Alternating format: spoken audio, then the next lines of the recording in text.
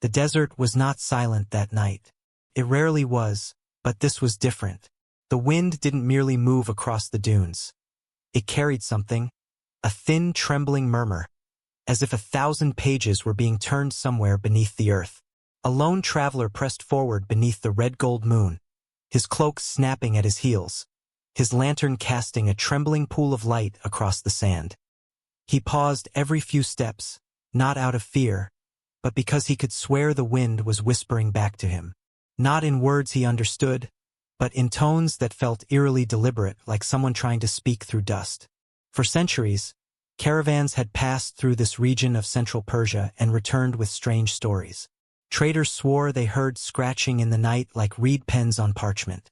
Shepherds claimed the dunes shifted in patterns that resembled shelves and walls. And once, an officer in a long-forgotten dynasty recorded that he saw the remains of a doorway emerge briefly from the sand, carved with symbols that did not match any script he knew. Every account was dismissed as superstition. Yet here, now, in this moonlit emptiness, the traveler could feel it too. The desert was alive with memory. He stopped at the crest of a dune and looked down into the hollow below.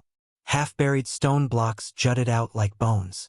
The ruins of Re were somewhere to the east, Persepolis to the far south. But no map showed this place. No ruler had ever claimed it. It was a place between histories, the kind of place that appeared only when someone was ready to find it. The traveler kneeled and brushed his hands across the sand. Something smooth touched his fingertips. Not stone, not pottery, something layered, delicate, as thin. He brushed more sand away until he uncovered a fragment of parchment, so brittle it threatened to crumble under his breath. Lines of faded ink stretched across it, written in a style he couldn't name. He had studied 6 ancient scripts, but this one was unfamiliar, almost serpentine, its curves looping like musical notes. The parchment fragment was no bigger than a leaf, yet the traveler felt a tremor of awe. This couldn't be real. Documents this old should have disappeared centuries ago, consumed by sun, wind, or conquest. He lifted the fragment closer to the lantern. The writing shimmered faintly, as if reacting to the flame's glow. His mind raced. Could this be a remnant of the lost Zoroastrian archives? One of the fabled medical manuscripts burned during dynastic purges? Or one of the legendary volumes erased by kings who feared the power of knowledge? For generations, scholars spoke of ghost libraries, collections so influential that they shaped the fates of empires, only to vanish entirely, leaving no physical trace. No shelves, no buildings, no catalogs, only rumors and the faintest mentions in other texts. But to hold even a breath of such a past between his fingers, it made him feel as though time itself had cracked open. The wind drew stronger, swirling sand around him in spirals. He should have retreated, but something called him to stay. Beneath the howling gusts, he heard it again. Not the chaotic roar of weather, but the thin layered hush of countless voices speaking at once. There was sorrow in that sound. Desperation. It felt like the final breath of a civilization trying to be heard before fading entirely. He pressed the parchment to his chest as if protecting it from the wind. It felt warm, strangely warm, as though it still carried the heat of the hands that wrote upon it centuries ago. He tried to stand, but his foot slipped on something buried at the dune's edge. He reached down, expecting more stone, but instead uncovered the corner of a carved wooden board. His heartbeat quickened. Wood should not have survived out here. Not in this dryness. Not under shifting dunes. He cleared the sand away slowly until a pattern revealed itself. A decorative border, etched with symbols of cypress trees and stars. Royal symbols. Archival symbols. This wasn't driftwood or debris. This was a cover. The cover of a book. A book far older than any that should still exist. But where was the rest of it? He dug with his hands, frantic now, widening the area until the lamp cast light on a darker shadow beneath the surface. Not a single book, but many. Layer upon layer of fragmented boards, broken bindings, scraps of parchment, collapsed shelves. All tightly packed as though an entire room had been swallowed by the earth. His breath caught. If these were what he thought they were, remnants of a deliberately destroyed archive. Then he was kneeling atop a graveyard of knowledge. A sudden groaning sound rose beneath him. The dune shifted, not like sand collapsing, but like something deep underground was breathing out a long, exhausted sigh. The traveler jerked back as the ground dipped slightly and the buried wooden cover trembled under his hand. For a moment, he felt a surge of dread, as though he had trespassed upon something sacred, something that did not want to be disturbed. He scrambled to his feet just as a thin crack tore through the dune, splitting across the surface like a vein. He staggered backward, watching in awe as a faint puff of dust rose from the crack and drifted upward. But it wasn't ordinary dust. It glimmered in the lantern light, tiny silver particles floating upward as if alive. They twisted, shimmered, and dissolved into the night air. The whispering rose again, sharper now, like a chorus fading into the final note of a forgotten song. He held on to the single parchment fragment, the only stable thing left in his hands. The dunes slowly settled, the crack sealing itself with a hiss. The desert resumed its quiet. The wind died down. The whispers faded until only silence remained. But the traveler was no longer the same. In one night, he had felt the breath of an empire, heard the grief of vanished libraries, and touched the remains of something the world was never meant to see again. He looked out across the dunes, his lantern flickering weakly, and realized something chilling. These lost libraries were not accidents of time. Someone had erased them. Someone powerful. Someone afraid. And if this fragment had found its way back to the surface, then perhaps the truth was trying to return as well.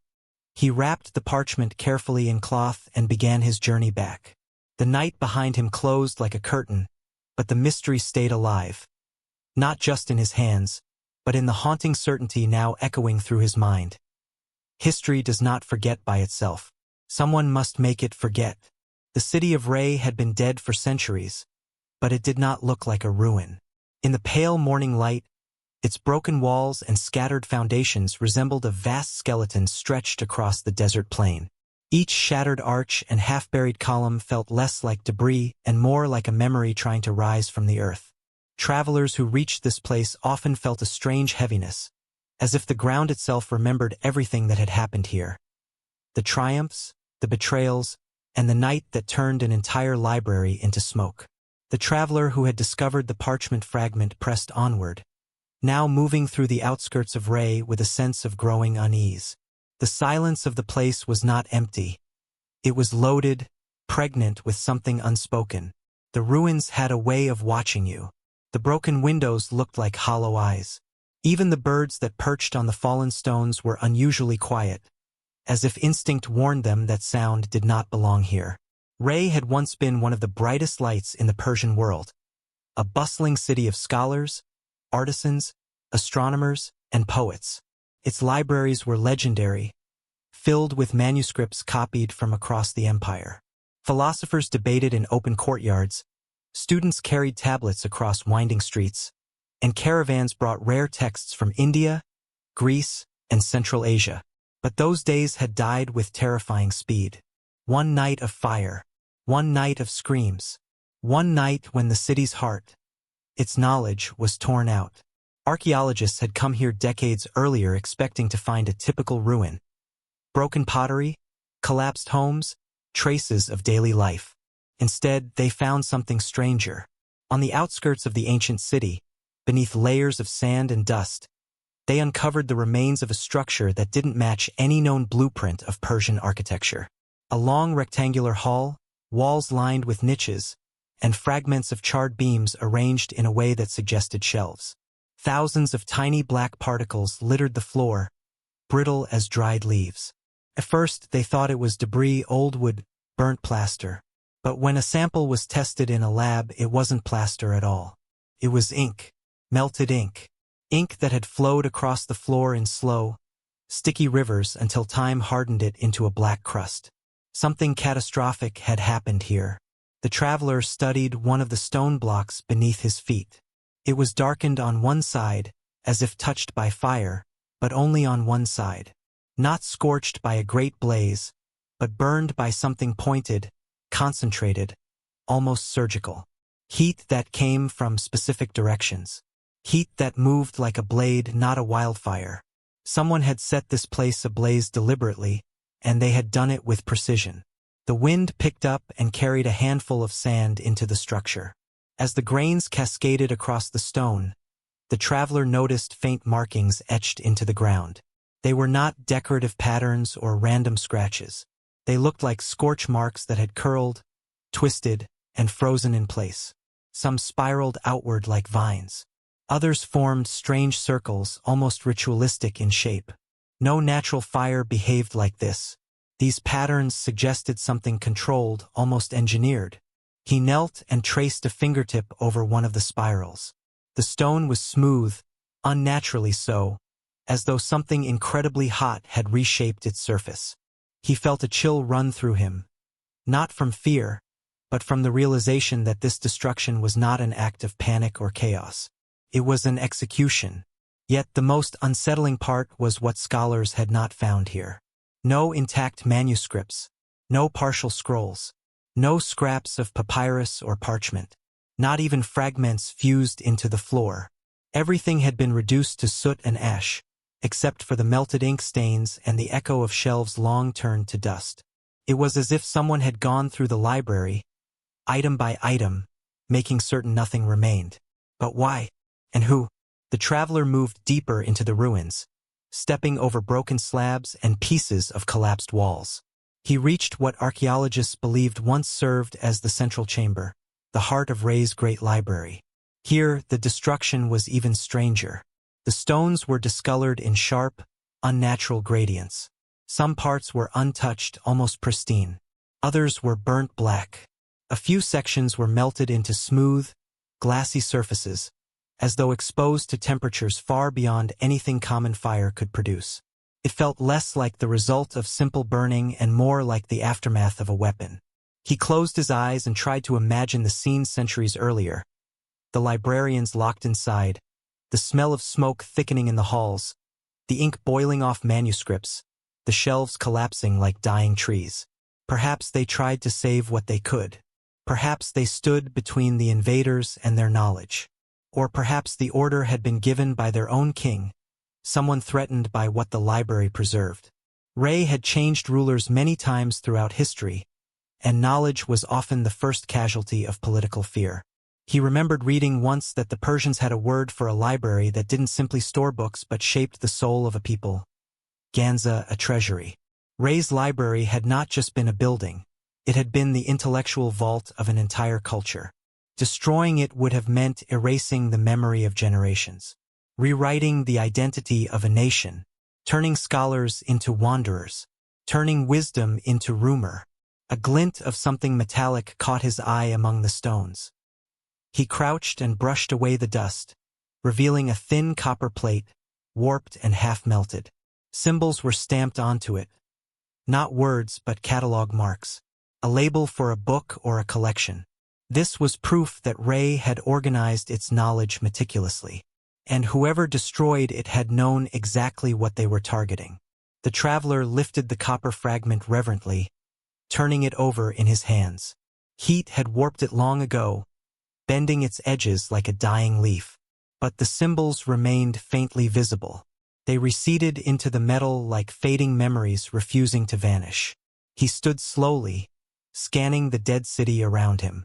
The library was long gone, reduced to traces and shadows. But the silence of Ray wasn't the silence of emptiness.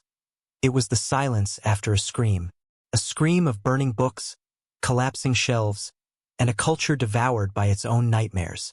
Somewhere in this ruin lay the first clue to a truth forgotten by centuries. A truth that someone had once tried very hard to bury. And if Ray's forgotten library was only the beginning, then the mystery was far larger and far darker than he had imagined. Persia's kings were not like the rulers of other ancient empires. They reigned over a land where knowledge was as prized as gold, where astronomers mapped the heavens with mathematical precision and physicians experimented with herbs unknown to the Western world. Wisdom was power here, real, tangible power. And because of that, it was also feared. The traveler continued walking through the broken avenues of Ray, the copper fragment from the ruins clutched in his palm. As he moved, his mind drifted toward the stories he had read about the rulers who shaped this land. Persia's history was built on a knife edge, balanced between enlightenment and tyranny. At one moment, a king might pour his treasury into schools, libraries, scholars, and translation houses. And then, with a single turn of fate, the next ruler might burn those same institutions to the ground in fear of what they represented. It was said that no throne in Persia was truly stable unless it controlled two things: the army and the storytellers. And libraries, more than anything else, shaped the storytellers. During the Achaemenid Empire, royal scribes were revered. They recorded astronomy charts, medical notes, trade documents, and epic poems that tied kings to the divine. These scribes worked under royal protection, their archives preserved in fortified halls. Yet even in that golden era, there were whispers of fear. Some emperors forbade the recording of omens. Others destroyed chronicles that portrayed their predecessors too favorably. History was a tool, and like any tool, it could be used or silenced. Later, under the Parthians and Sassanids, the political climate grew more volatile. Kings ruled through a complex web of alliances, noble families, priestly councils, and military commanders. Knowledge could tip the delicate balance. A single manuscript proving a rival's lineage. A prophecy interpreted in a dangerous way. A medical text suggesting poisons unknown to the court. Such things could inspire rebellion. The traveler remembered one chilling account. A Sassanid king, suspicious of a scholar's growing influence, ordered the destruction of the man's life's work. 40 years of collected research on astronomy, mathematics, and medicine. The scholar fled into the mountains with only a handful of students, but every copy of his writings was hunted down and burned. The king claimed the texts were corruptions of the divine order, but the truth was simpler. The king feared anything that gave others knowledge he did not possess. Fear moved through the veins of power more quickly than ambition. Persian rulers were not ignorant. They understood the value of knowledge deeply, which is precisely why they feared it. A well-educated populace could challenge a tyrant. A brilliant scholar could become a political force. A collection of books could preserve ideas that certain rulers wanted erased from memory. Some kings saw libraries as dangerous weapons, silent armies of ideas that could outlive them. The most dangerous thing in the ancient world was not a sword. It was a thought, and thoughts lived inside libraries. The traveler stepped around a fallen pillar and paused before a cracked relief carved into a slab of limestone. It depicted a king seated on a throne, holding a lotus flower in one hand and a scroll in the other. The scroll symbolized wisdom, legitimacy, the right to rule. But the king's face had been chiseled away. Someone had destroyed it deliberately, leaving a blank oval where the royal features once were. A memory erased, a name erased, a reign erased. This was no accident. This was state-sanctioned forgetting. Some kings erased the past to strengthen their own stories. Some feared that old knowledge might contradict their divine legitimacy. Others were terrified of rival philosophies. There was a time when Zoroastrian priests controlled vast libraries of sacred texts, laws, and scientific observations. But when new rulers rose to power, many of these libraries were raided. Manuscripts disappeared. Some were burned. Others were taken as spoils of war. Entire philosophical schools vanished, leaving only faint references in later works. One scholar wrote in a surviving letter, "The kings fear that which does not praise them." Another wrote, "In the room of books, a king is small." The traveler reflected on the irony. The same rulers who feared libraries also needed them. Without archives, they could not rule an empire of this scale. Without scribes, they could not maintain roads, taxes, armies, and laws. Without historians, they could not justify their lineage. And yet, they feared the independence of scholars. They feared the permanence of written truth. So they balanced their rule between creation and destruction, building libraries when their power was strong, burning them when their power felt threatened. Persia's intellectual world rose and fell with the moods of kings. The traveler walked past more ruins, each whispering fragments of stories. He imagined the fear that must have haunted court scholars, the constant uncertainty. One day a king might celebrate them with gold rings and silk robes. The next day their work could be declared heresy. Some fled the courts entirely, living in remote villages or small temples where they hid their manuscripts in clay jars. Others entrusted their life's work to their disciples, hoping at least one copy might survive. Knowledge was a fragile inheritance.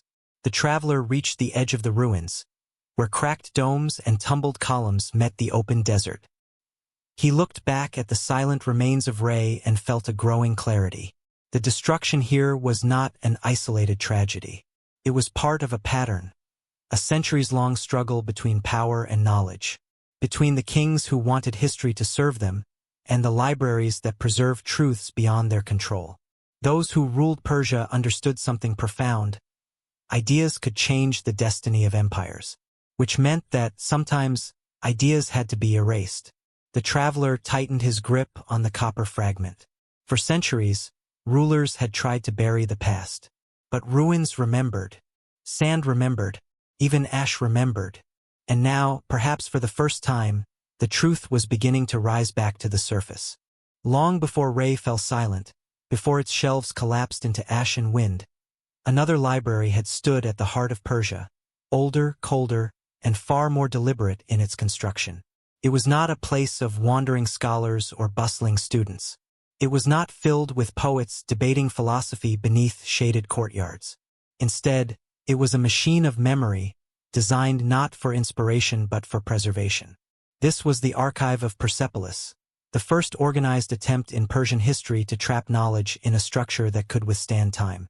The traveler had never seen Persepolis in person, but he had studied every sketch, every excavation map, every recovered inscription. And now, as he walked away from Re's broken bones, his mind drifted to that older world. A world where scribes worked like craftsmen, shaping clay tablets with such precision that modern historians were still astonished by their consistency. He tried to imagine the sound of the styluses striking the wet clay, hundreds at once, echoing through the stone halls like rain. Persia's earliest kings understood something most rulers did not.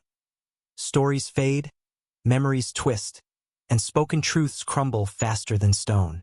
But written records, meticulous, structured, categorized, could outlive dynasties.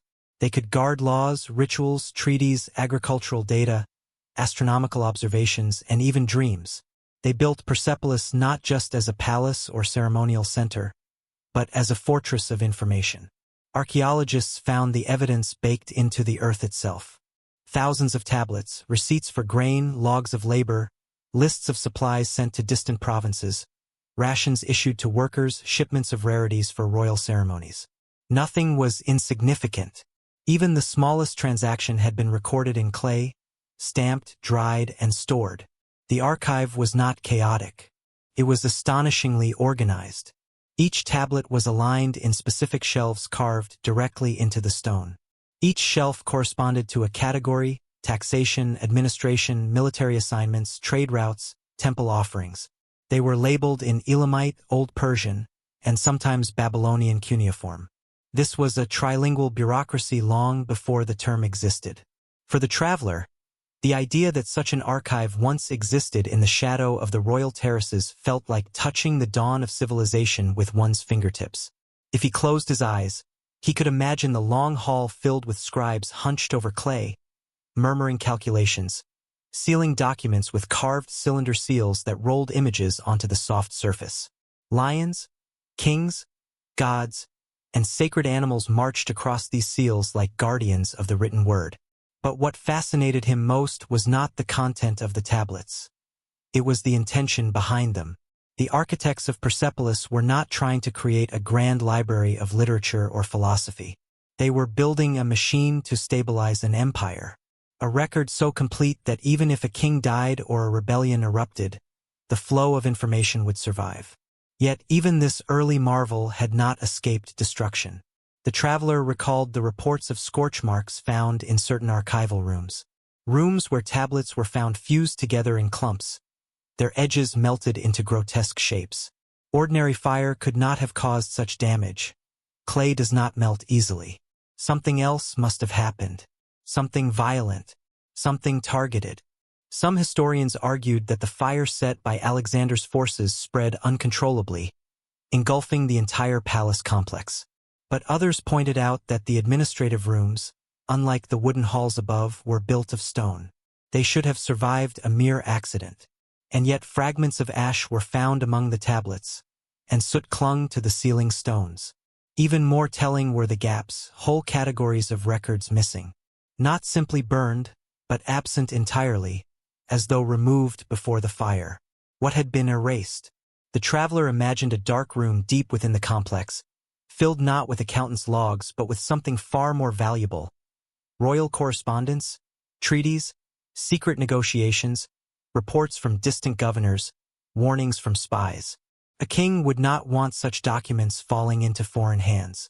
If destruction came, someone might have ordered their removal. A purge carried out in secrecy. A cleansing of memory. But that theory posed a darker possibility. What if the erasure had been intentional long before Alexander ever arrived?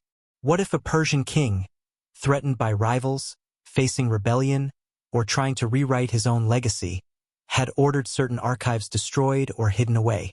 The missing categories suggested a pattern. Missing documents concerning taxation in certain provinces. Missing lists of military rations. Missing records of tribute from specific kingdoms.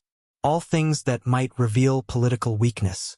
The traveler considered the dual nature of the archive. Preserved, but it also exposed. Writing created accountability. A receipt could prove corruption. A recorded oath could condemn a traitor or embarrass a king. The same weapon that strengthened the empire could also wound it. He imagined the scribes the night before the fire, perhaps hearing distant shouts, smelling smoke, feeling the tremors of approaching soldiers. Did they run to save their work? Or did they accept its fate? Did they hide some tablets in hidden chambers? Did they bury records beneath the floor? Did they carry them away under cloaks into the desert, hoping future generations might rediscover them? Some archaeologists believed exactly that. They had found sealed stone compartments in other ancient sites, untouched for millennia, containing tablets perfectly preserved. Perhaps Persepolis held similar secrets, still buried under sand and ruin. The traveler knelt briefly, imagining his hand pressing against one of those sealed chambers, feeling the heartbeat of history trapped inside. It unsettled him. If the earliest Persian kings had built such an advanced archive, what else had later kings built or destroyed? How many more libraries had risen and fallen between Persepolis and Ray? How many collections of knowledge had been erased before scholars even had the chance to record their existence? Knowledge did not simply vanish. It was taken, hidden, or burned. And the more he learned, the more he felt a growing certainty. The destruction of Persia's archives was never random. It was systematic, purposeful, controlled. The traveler rose to his feet, dusted off his hands, and continued walking. The memory of Persepolis followed him like a long shadow. In the ancient halls of that first archive, he sensed the beginning of a pattern of kings who understood the power of knowledge so deeply that they either protected it with their lives or extinguished it without mercy. And somewhere between those extremes, the truth of Persia's lost libraries waited to be found. The fire that consumed Persepolis was supposed to be remembered as a single moment, a night of drunken revelry, a careless spark, a palace caught in the wrong wind. That is how the ancient storytellers described it. A feast, a torch, a king intoxicated with victory, the great terraces blazing like a funeral pyre. A tragic accident, they said. A moment of foolish triumph gone too far. But the deeper the traveler studied the accounts, the less accidental the fire seemed. It began with the silence in the records. Alexander's scribes were meticulous, trained to document every march, every negotiation, every payment to mercenaries and allies. Yet the entries concerning the burning of Persepolis were strangely vague. They attributed the event to a feast in honor of Dionysus, as though the conqueror of the world had suddenly become a careless tourist setting fire to a world capital out of drunken whim.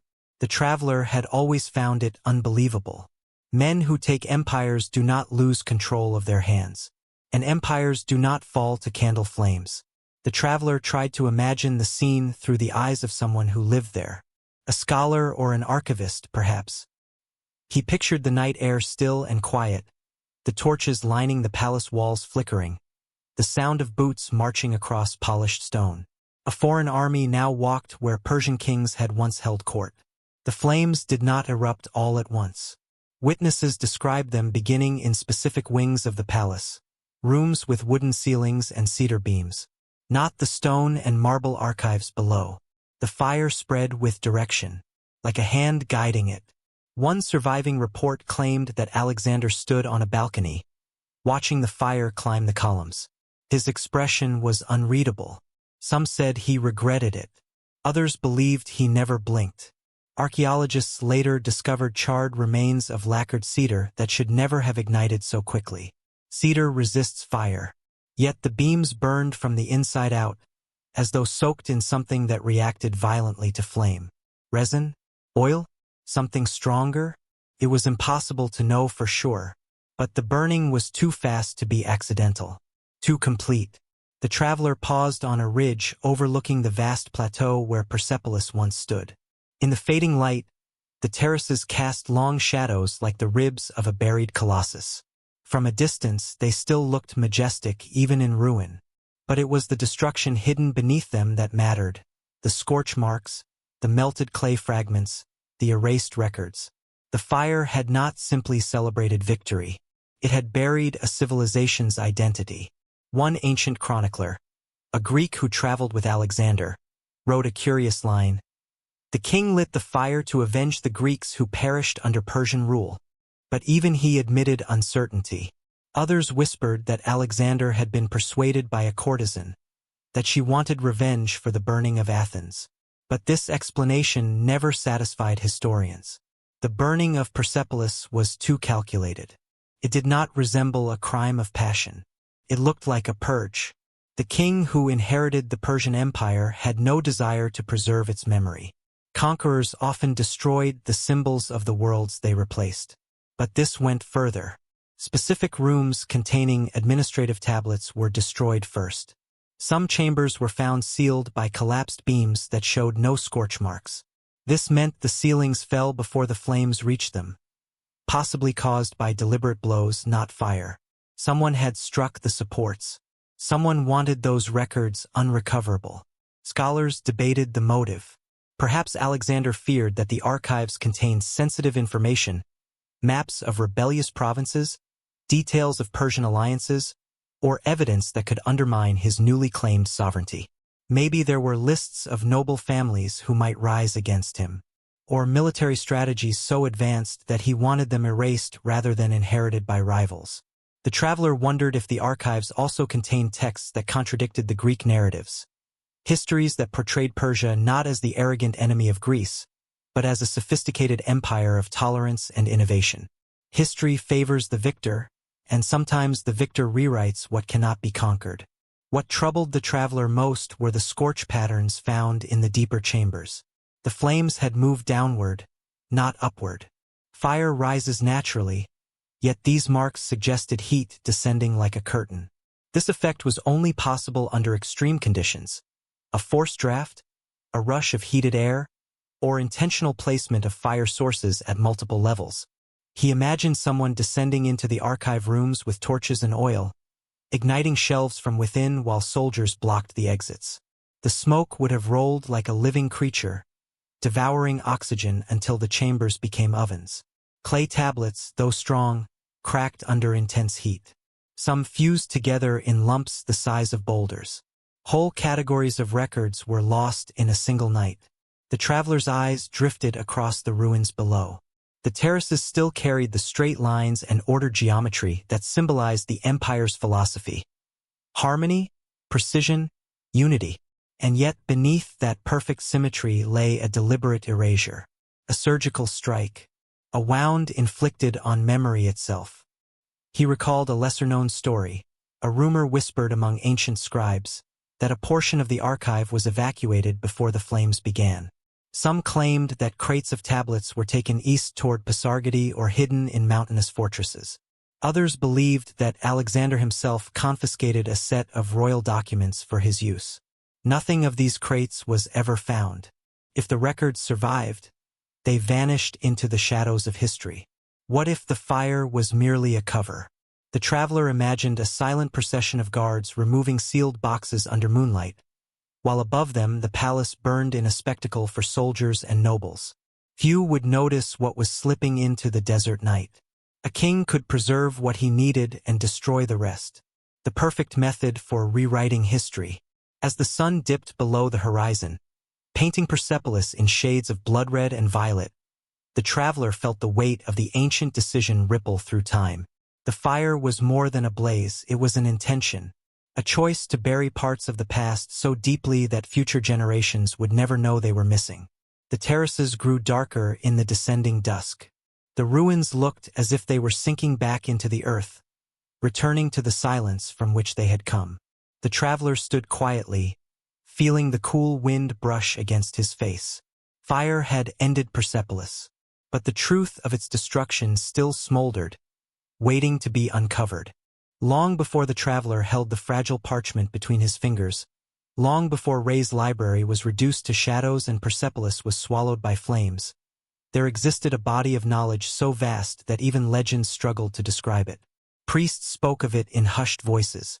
Poets hinted at it through metaphors of oceans and skies. Kings swore oaths upon its verses. Yet today, only fragments remain. Scattered lines, stray rituals, and broken hymns. This was the Avesta, the sacred text of ancient Persia, a scripture said to be so immense that it required entire halls to store it.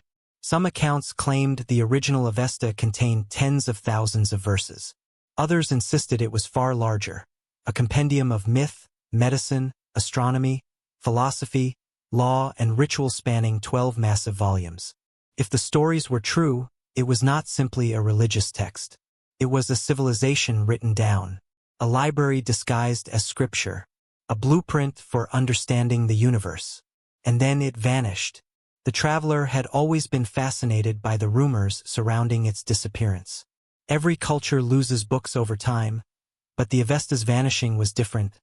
Faster, sharper, almost surgical. The Zoroastrian priests who protected the text claimed it was destroyed during a foreign invasion. But which invasion? The Greeks? The Arabs? The early dynasties feuding among themselves? The stories contradicted one another so violently that historians began to suspect something else. Perhaps the destruction was not one event, but many. A series of erasures, each carried out by those who feared what the original text contained. The traveler imagined the first version of the Avesta as priests described it. Written in golden ink on cowhide, stored inside a fortress temple with walls thicker than a man's height, guarded day and night by warriors who pledged their lives to its safety. It was said that the text held everything. Medicinal recipes that could cure fevers and restore sight, star charts mapping planetary motions with uncanny accuracy, prophecies so precise that kings trembled to read them, and philosophical discourses that challenged the authority of rulers. Knowledge like that is never safe. According to one legend, the first major destruction occurred when Alexander invaded Persia. He found the fortress temple, tore down its gates, and ordered the priests to surrender their sacred books. Some scribes claimed he burned them. Others accused him of sending pieces of the Avesta to Greece for translation, where they were lost. A few insisted he kept certain portions for himself. But the truth was more elusive. The traveler knew that even among Greek writers, accounts differed wildly. Some Greek historians described the Avesta as a myth. Others spoke of it with awe. Yet the Zoroastrian priests themselves held a darker version of the story, one they rarely repeated. They believed the fire that consumed the Avesta was not started by a foreign army. It was ordered from within. A Persian king, terrified of prophecies that hinted at his downfall, commanded the priests to destroy the sections that threatened the stability of the realm. The priests refused. The king responded with force. Pages were burned, guardians killed, and the remaining fragments scattered to prevent reconstruction. Was it true? The traveler could not know. But the idea haunted him. As centuries passed, newer kings tried to rewrite the Avesta using whatever fragments they could gather. Scribes traveled across mountains, deserts, and ruins, collecting verses from memory. Some came from priests, others from wandering storytellers, and many were simply reconstructed guesses. The result was a text that felt like a shattered mirror, reflecting something ancient and beautiful, but incomplete. Whole chapters were missing, whole ideas lost. Even rituals described in detail lacked the philosophical explanations that once accompanied them. The traveler knelt beside a crumbling wall, tracing his fingers along the faded marks. He imagined what it must have felt like to be a priest centuries earlier, holding a precious manuscript while hearing the distant thunder of invading armies. The fear, the indecision, save the library or save the people, hide the scripture or flee with it, burn it to prevent misuse or risk it falling into enemy hands. He imagined a group of priests burying scrolls beneath temple stones, placing them inside clay jars sealed with wax. He imagined scribes fleeing across rivers, clutching manuscripts wrapped in cloth. He imagined kings ordering their soldiers to seize every copy of the Avesta they could find, convinced that controlling the text meant controlling the soul of their empire. One story claimed that after the Arab conquest, a group of Zoroastrian priests escaped with a portion of the Avesta and journeyed east to India. They crossed deserts and jungles, carrying scraps of scripture in sacks tied to their waists, hiding them from bandits and soldiers. When they finally reached the shores of Gujarat, they built a fire temple and preserved the fragments there. But many pages had already been lost. Whole volumes had vanished during the long flight.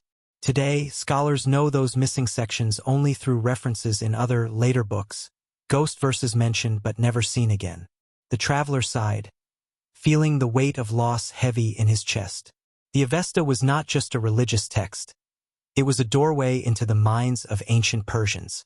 It held clues to their worldview, their healing practices, their astronomy, their sense of morality, their struggle with fate.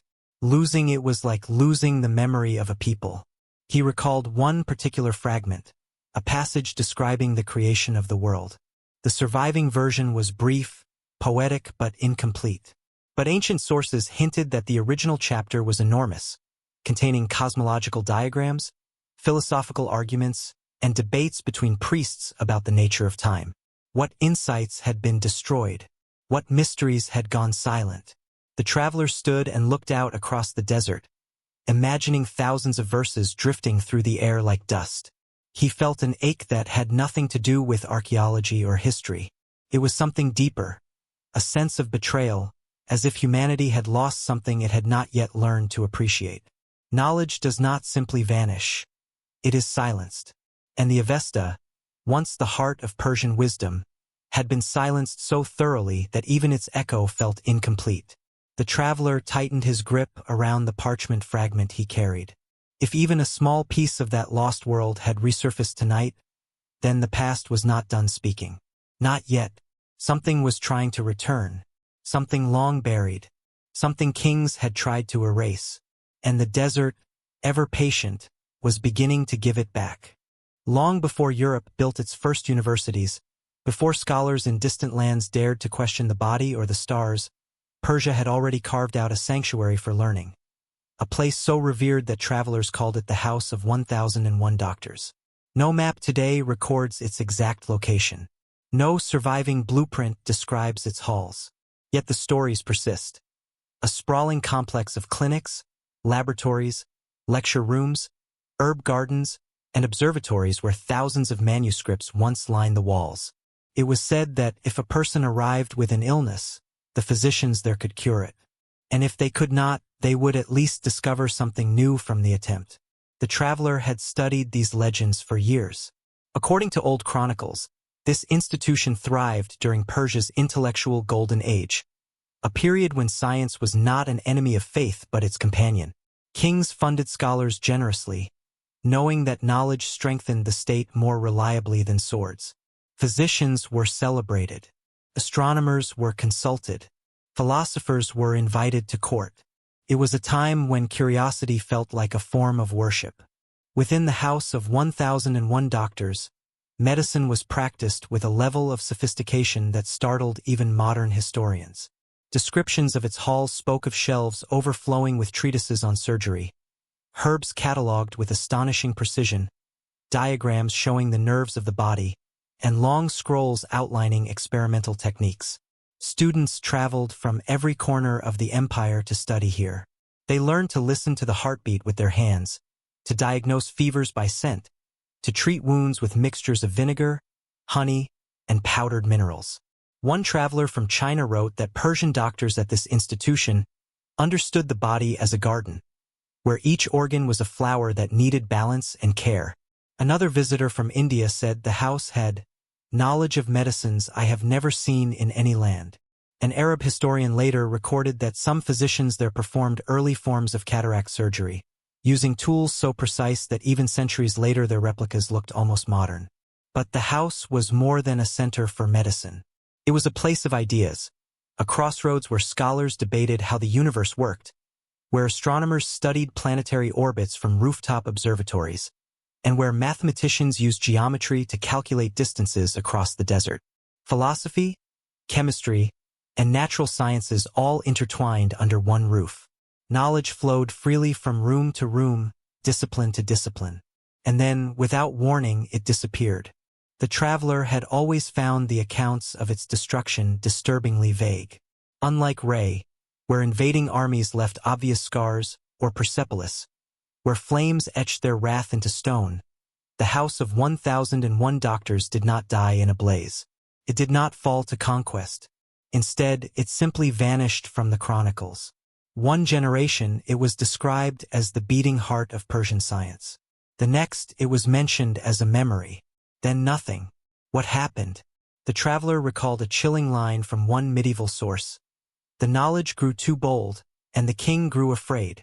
Many historians dismissed it as metaphor, but the traveler wondered. The Persian court had long balanced between encouraging knowledge and fearing its consequences. Some kings believed that too much wisdom in the hands of doctors and scholars could undermine traditional authority. Others worried about doctrines that contradicted political or religious agendas. What if the house had developed something dangerous? A medicine that could influence the mind? A formula that could empower enemies? A philosophy that questioned divine kingship? Or perhaps the threat was not a discovery, but the scholars themselves. Too many brilliant minds gathered under one roof, too independent, too influential. There were rumors, always whispered but never proven, that a purge took place. A quiet one. No fire. No army. Just an order from the throne. Physicians were sent away. Scholars were reassigned, exiled, or silenced. Manuscripts were confiscated. Some were absorbed into royal archives. Others were lost along the way. The house was dismantled piece by piece, until nothing remained. One account described royal soldiers arriving in the night. They did not shout or set torches. They walked the halls respectfully, as though aware they were destroying something sacred. Cabinets were emptied, instruments seized, lectern tablets shattered.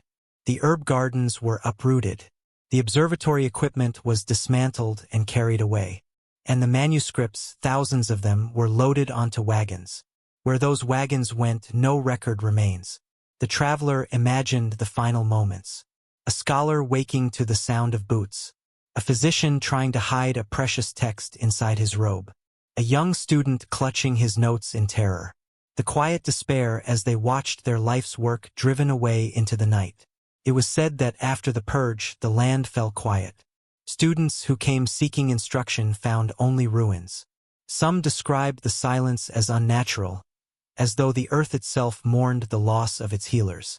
Local villagers claimed that for years afterward, the wind carried the faint smell of crushed herbs, even though the gardens had long been destroyed. The traveler wondered what knowledge had been lost. Cures for diseases that still trouble the world? Early understandings of anatomy? Astronomical observations that could have advanced science by centuries. Philosophies that might have reshaped the way humanity understood itself. Sometimes the greatest tragedies leave no smoke, no fire, no collapsed walls. Only an absence where brilliance once lived. As he walked through the fading desert light, the traveler felt a growing sense of urgency. The parchment fragment he carried might connect to the house of 1001 doctors. Or it might lead to an entirely different lost library. But he sensed a pattern. Persia had once been a land where knowledge flourished boldly, fearlessly, and more than once, that same knowledge was extinguished by hands that claimed to protect the nation. The house of 1001 doctors was gone, the shelves empty, its gardens silent, its manuscripts missing. But somewhere, perhaps in a hidden vault or a forgotten cache, remnants of its wisdom might still exist. And the traveler knew that if even a single lost text had survived, it could change everything the world believed about the past. The traveler had read countless accounts of the Mongol siege of Baghdad, but nothing written in any book truly captured the horror passed down through generations. Even centuries later, the event felt like an open wound in the memory of the Middle East, a night so devastating that its consequences could still be felt in the silences of Persian scholarship. It was said that when Hulagu Khan entered the city in 1258, he brought with him not just an army, but an ending. Baghdad had been the jewel of the Islamic world, a city of poets, mathematicians, translators, astronomers, and physicians. It was home to the grandest intellectual institution of its time, the House of Wisdom, a library so vast that its shelves groaned under the weight of the ancient world's accumulated thoughts. Persian, Greek, Indian, Syriac, Egyptian, Chinese, every major civilization had left fingerprints in its manuscripts. Knowledge flowed through its halls like lifeblood. The traveler imagined its vast reading chambers. Rows of wooden desks polished smooth by thousands of students' elbows, shelves that rose higher than two men, scrolls tied in silk, inks mixed with rare minerals. He imagined rooms where astronomers debated orbital paths, where translators compared ancient languages by lamplight, where physicians learned from books copied from distant lands. Baghdad had been a beacon, a city that believed knowledge belonged to everyone. But on the night Hulagu's armies breached the city's gates, that light went out. Eyewitness accounts described Mongol horsemen sweeping through the city like a storm of steel. They tore down palaces, shattered bridges, and destroyed entire neighborhoods. Scholars and librarians tried to hide manuscripts in their homes, burying scrolls under floorboards or beneath garden soil. But the Mongols were thorough. They demanded everything: gold, silver, weapons, bodies, and books. It was said that when they reached the House of Wisdom, they hesitated. Even the Mongols, notorious for their ruthlessness, recognized the institution's grandeur. For a moment, some believed it would be spared. But Hulagu had given orders. Baghdad was to be erased, not conquered. And anything that could inspire resistance, including knowledge, had to be destroyed. The traveler once read a chilling line in an old Persian manuscript. They feared the power of words more than the power of swords.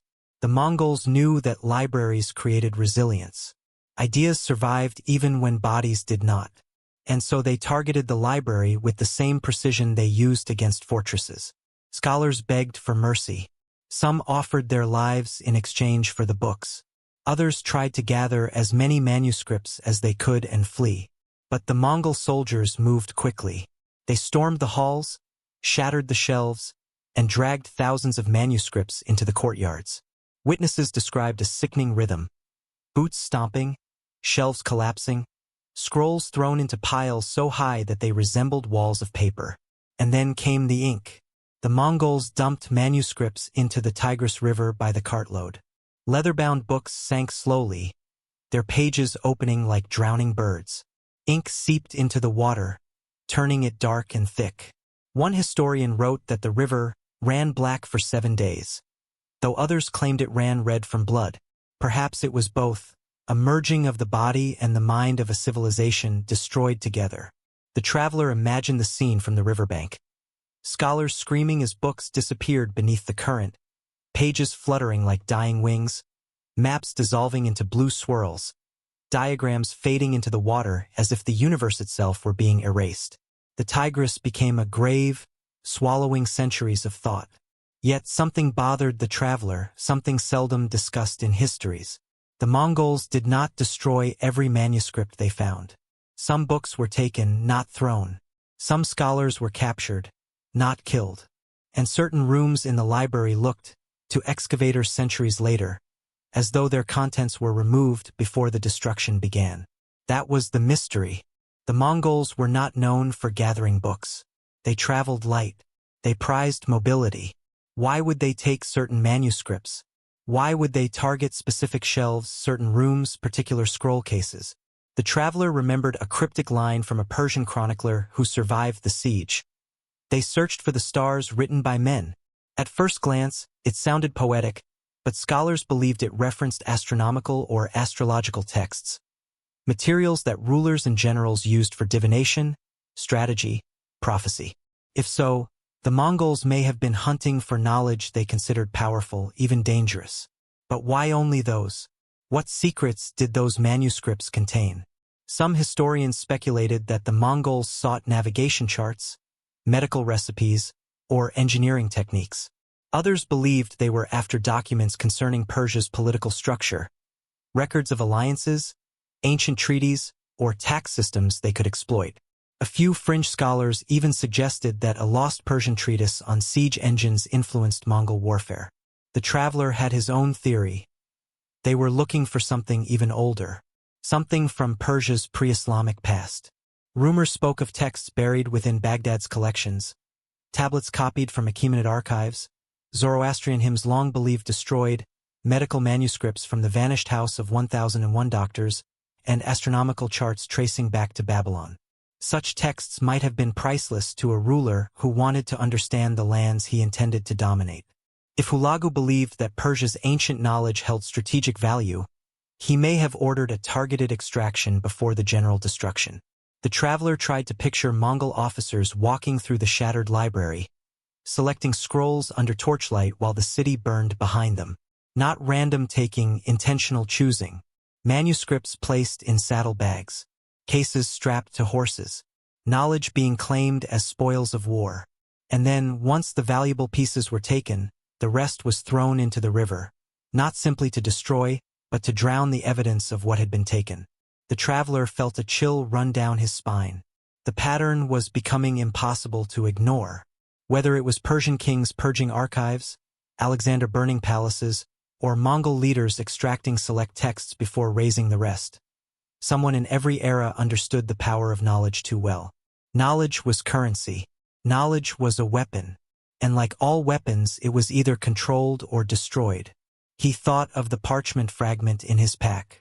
A ghost from a vanished library. A survivor from a world that had tried and failed to keep its secrets safe. How many fragments like this still lay buried beneath dunes, waiting to resurface?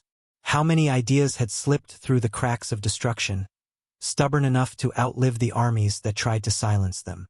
The sun was dipping low as he walked. The desert swallowed the light, leaving the horizon bruised and trembling. In the distance, he imagined the ink-dark waters of the Tigris still flowing, carrying with them the dissolved remains of a civilization's brilliance. Baghdad's fall had not only shattered a city, it had scattered Persia's intellectual lineage, sending refugees, scholars, and scraps of knowledge into the winds. Some traveled east, some west, some disappeared forever, but some survived. And the traveler knew he was getting closer to uncovering where those survivors had gone. There are disappearances in history that make sense. The slow erosion of time, the decay of fragile materials, the accidents of war. And then there are disappearances that feel intentional, like someone reached into the past and carved out specific pieces.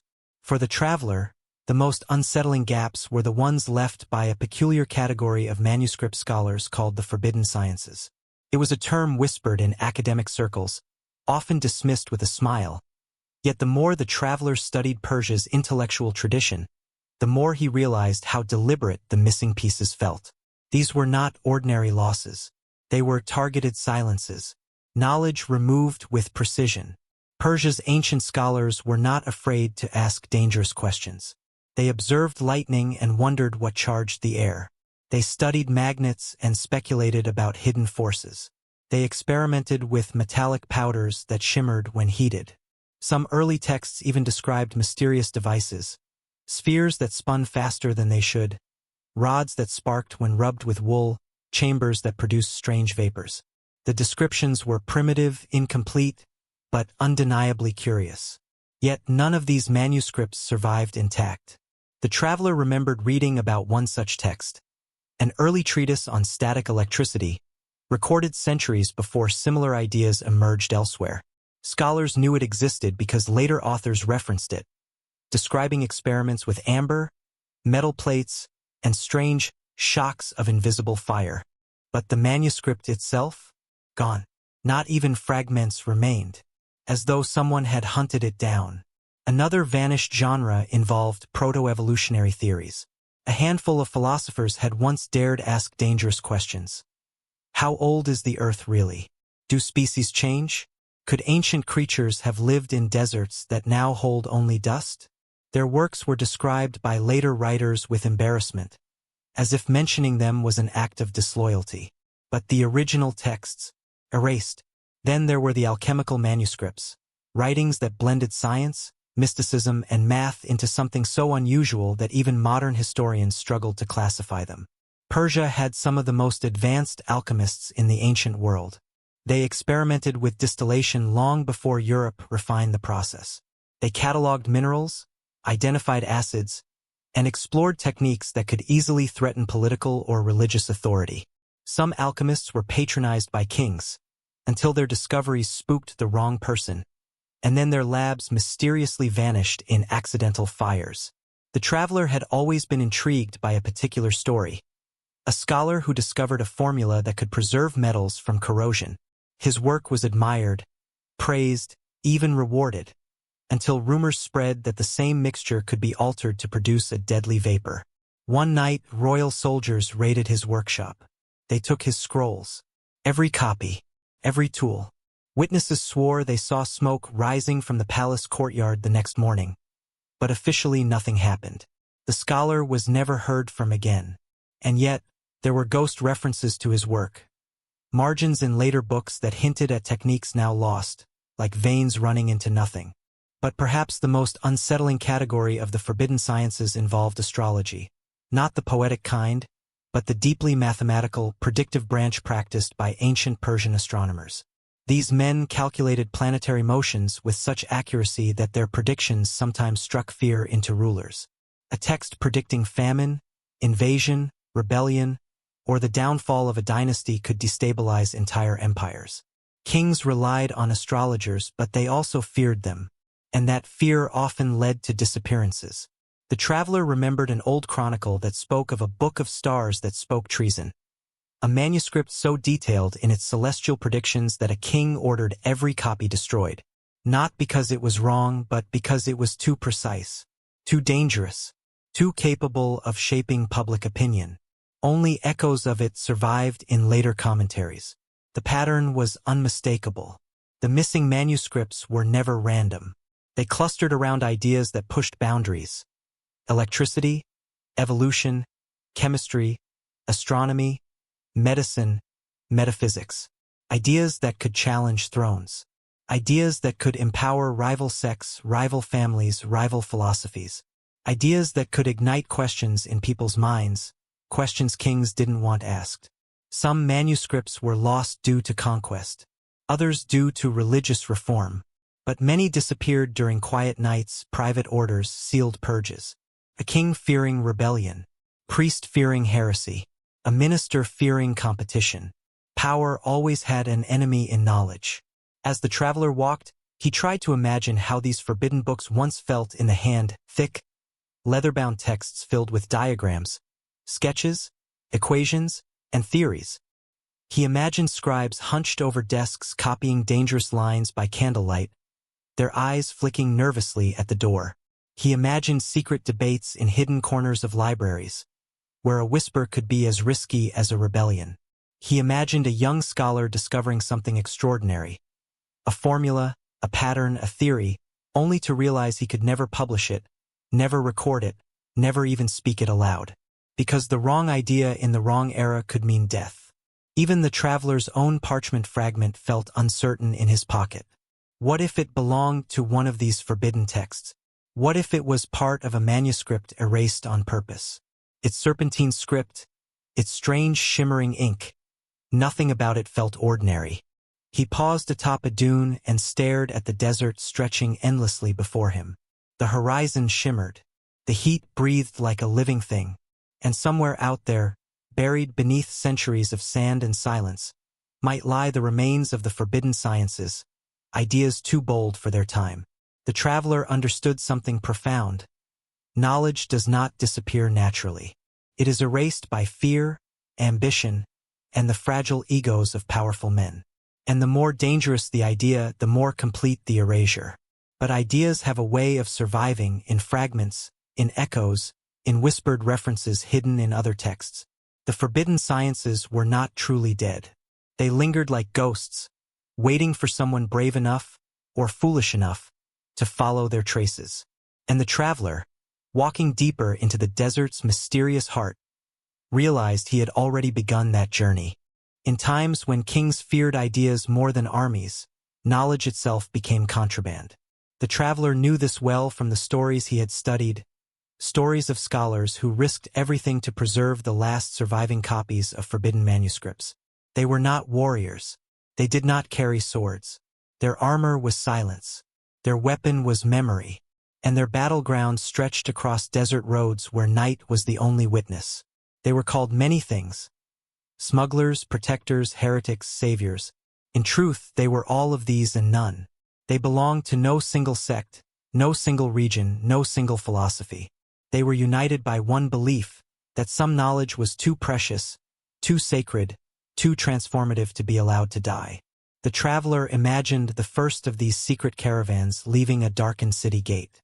The horses wore cloth wraps over their hooves to muffle sound. The riders traveled without torches, guided by stars that had been charted in the very texts they were trying to save. Each saddlebag held what looked like ordinary bundles of cloth or grain, but inside lay priceless manuscripts. Some were wrapped in goatskin parchment, others in silk. A few were hidden inside hollowed-out wooden bowls or tucked beneath false-bottom crates used to transport spices. If the wrong patrol stopped them, the penalty was death, not just for the smugglers but for anyone found in possession of forbidden writings. The traveler recalled an old Persian folktale about a boy who memorized an entire medical scroll before soldiers could burn it. When the soldiers questioned him, he recited poetry instead, pretending to be simple-minded. Only after he fled the city did he rewrite the manuscript from memory. The story was probably embellished, but its essence felt true. In those years, the human mind was often the last library left. The smuggling networks had their own codes. A carved symbol on a clay water jug meant safe house. A particular way of arranging dried figs at a market stall signaled that a courier had arrived. A short, sharp whistle in the dark meant books are near, while two whistles meant danger. The system was fluid, constantly changing so as not to be detected. Some smugglers traveled alone, swift riders who carried only a single small scroll or a few loose pages tucked against their chest. Others traveled in groups disguised as merchant caravans. Spice traders, silk sellers, potters, shepherds. Any profession could serve as a mask. The traveler imagined them blending into busy bazaars by day, whispering only at night when the risk of spies was lower. Not all missions succeeded. There were stories, painful ones, of caravans ambushed on the road. Soldiers opening crates, discovering texts, and setting them on fire in the sand. Witnesses said some scholars tried to throw themselves into the flames, as if hoping to rescue even a single word. In the morning, nothing remained but ashes carried away by the wind. And yet, despite these losses, enough manuscripts survived to suggest that the smugglers' network was vast, determined, and surprisingly effective. Some texts crossed mountains and rivers to reach safe havens in remote monasteries. Others found refuge in private collections guarded by families who swore oaths to protect them for generations. A few traveled as far as India, China, and Byzantium. One Persian chronicle told of a caravan that carried fragments of a nearly lost astronomical treatise. The manuscript was said to contain unusual diagrams, circular star maps unlike anything known at the time. Soldiers hunted the caravan for months. 3 of the smugglers died along the journey. But the last surviving member managed to reach a distant oasis town, where the manuscript was hidden in the roof beams of a modest home. Centuries later, when archaeologists excavated the site, they found faint traces of ink-stained wood. Whatever had once been written there was gone, but the evidence of its hiding place remained. The traveler often wondered how many such caches still lay buried beneath ordinary homes, market stalls, or collapsed desert structures. He imagined a lone potter burying a manuscript beneath his kiln, a shepherd hiding a scroll under a large stone where only he knew how to move it, a merchant weaving pages into the lining of a carpet so intricate that no one would suspect it. The smugglers were not always scholars. Many were illiterate. They did not know the value of the words they carried, only that someone had begged them to protect it, someone they trusted, someone who said the survival of a manuscript might one day matter more than their own lives. The traveler reflected on how strange it was that the fate of entire schools of Persian science depended on these fragile, anonymous networks. Libraries could be burned. Universities could be purged. But a single determined writer could save a century of knowledge simply by refusing to hand over a bundle. And yet, for every manuscript saved, dozens were lost. Fires erased more than wars. Fear erased more than time. The traveler wondered how many breakthroughs, medicines, philosophies, theories, had vanished forever because someone decided they were dangerous. He felt the parchment fragment inside his pack shift as he walked. Its presence was like a heartbeat, faint but persistent. It reminded him of the countless hands that must have passed manuscripts like it along desert roads, whispering passwords, praying under the stars, believing that knowledge could outlive kings. The desert around him was quiet now, but he could feel history moving beneath the sand, a hidden pulse of ideas carried by people who were never recorded in chronicles, never praised in poems, never given names.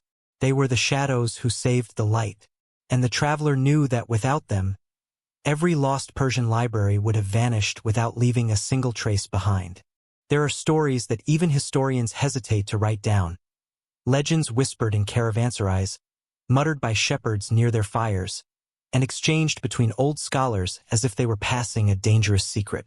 Of all the tales the traveler had heard, none lingered in the imagination like the legend of the Library of the Copper Mountain. He had first encountered it in a footnote of an obscure doctoral thesis, buried beneath layers of academic caution. The author dismissed it as folklore, but the traveler sensed otherwise. The fragments of the story appeared in too many places: Persian folklore, Kurdish mountain songs, Armenian monastic records, even in the travel diaries of a Chinese pilgrim. All referenced a strange sanctuary hidden deep within a mountain whose stone shimmered like polished copper under sunlight. The legend claimed that during one of Persia's darkest eras, a time of invasions, dynastic betrayal, and purges, a group of scholars and royal scribes took it upon themselves to protect the most precious manuscripts of the empire. Texts the kings could not be trusted with. Texts invaders would destroy. Texts too dangerous, too advanced, or too sacred to leave in any ordinary library. So they built their own. According to the stories, the mountain was not chosen randomly. It was a natural fortress, surrounded by cliffs, riddled with caves, and veined with mineral deposits that turned the rocks a metallic red. The air smelled faintly of iron.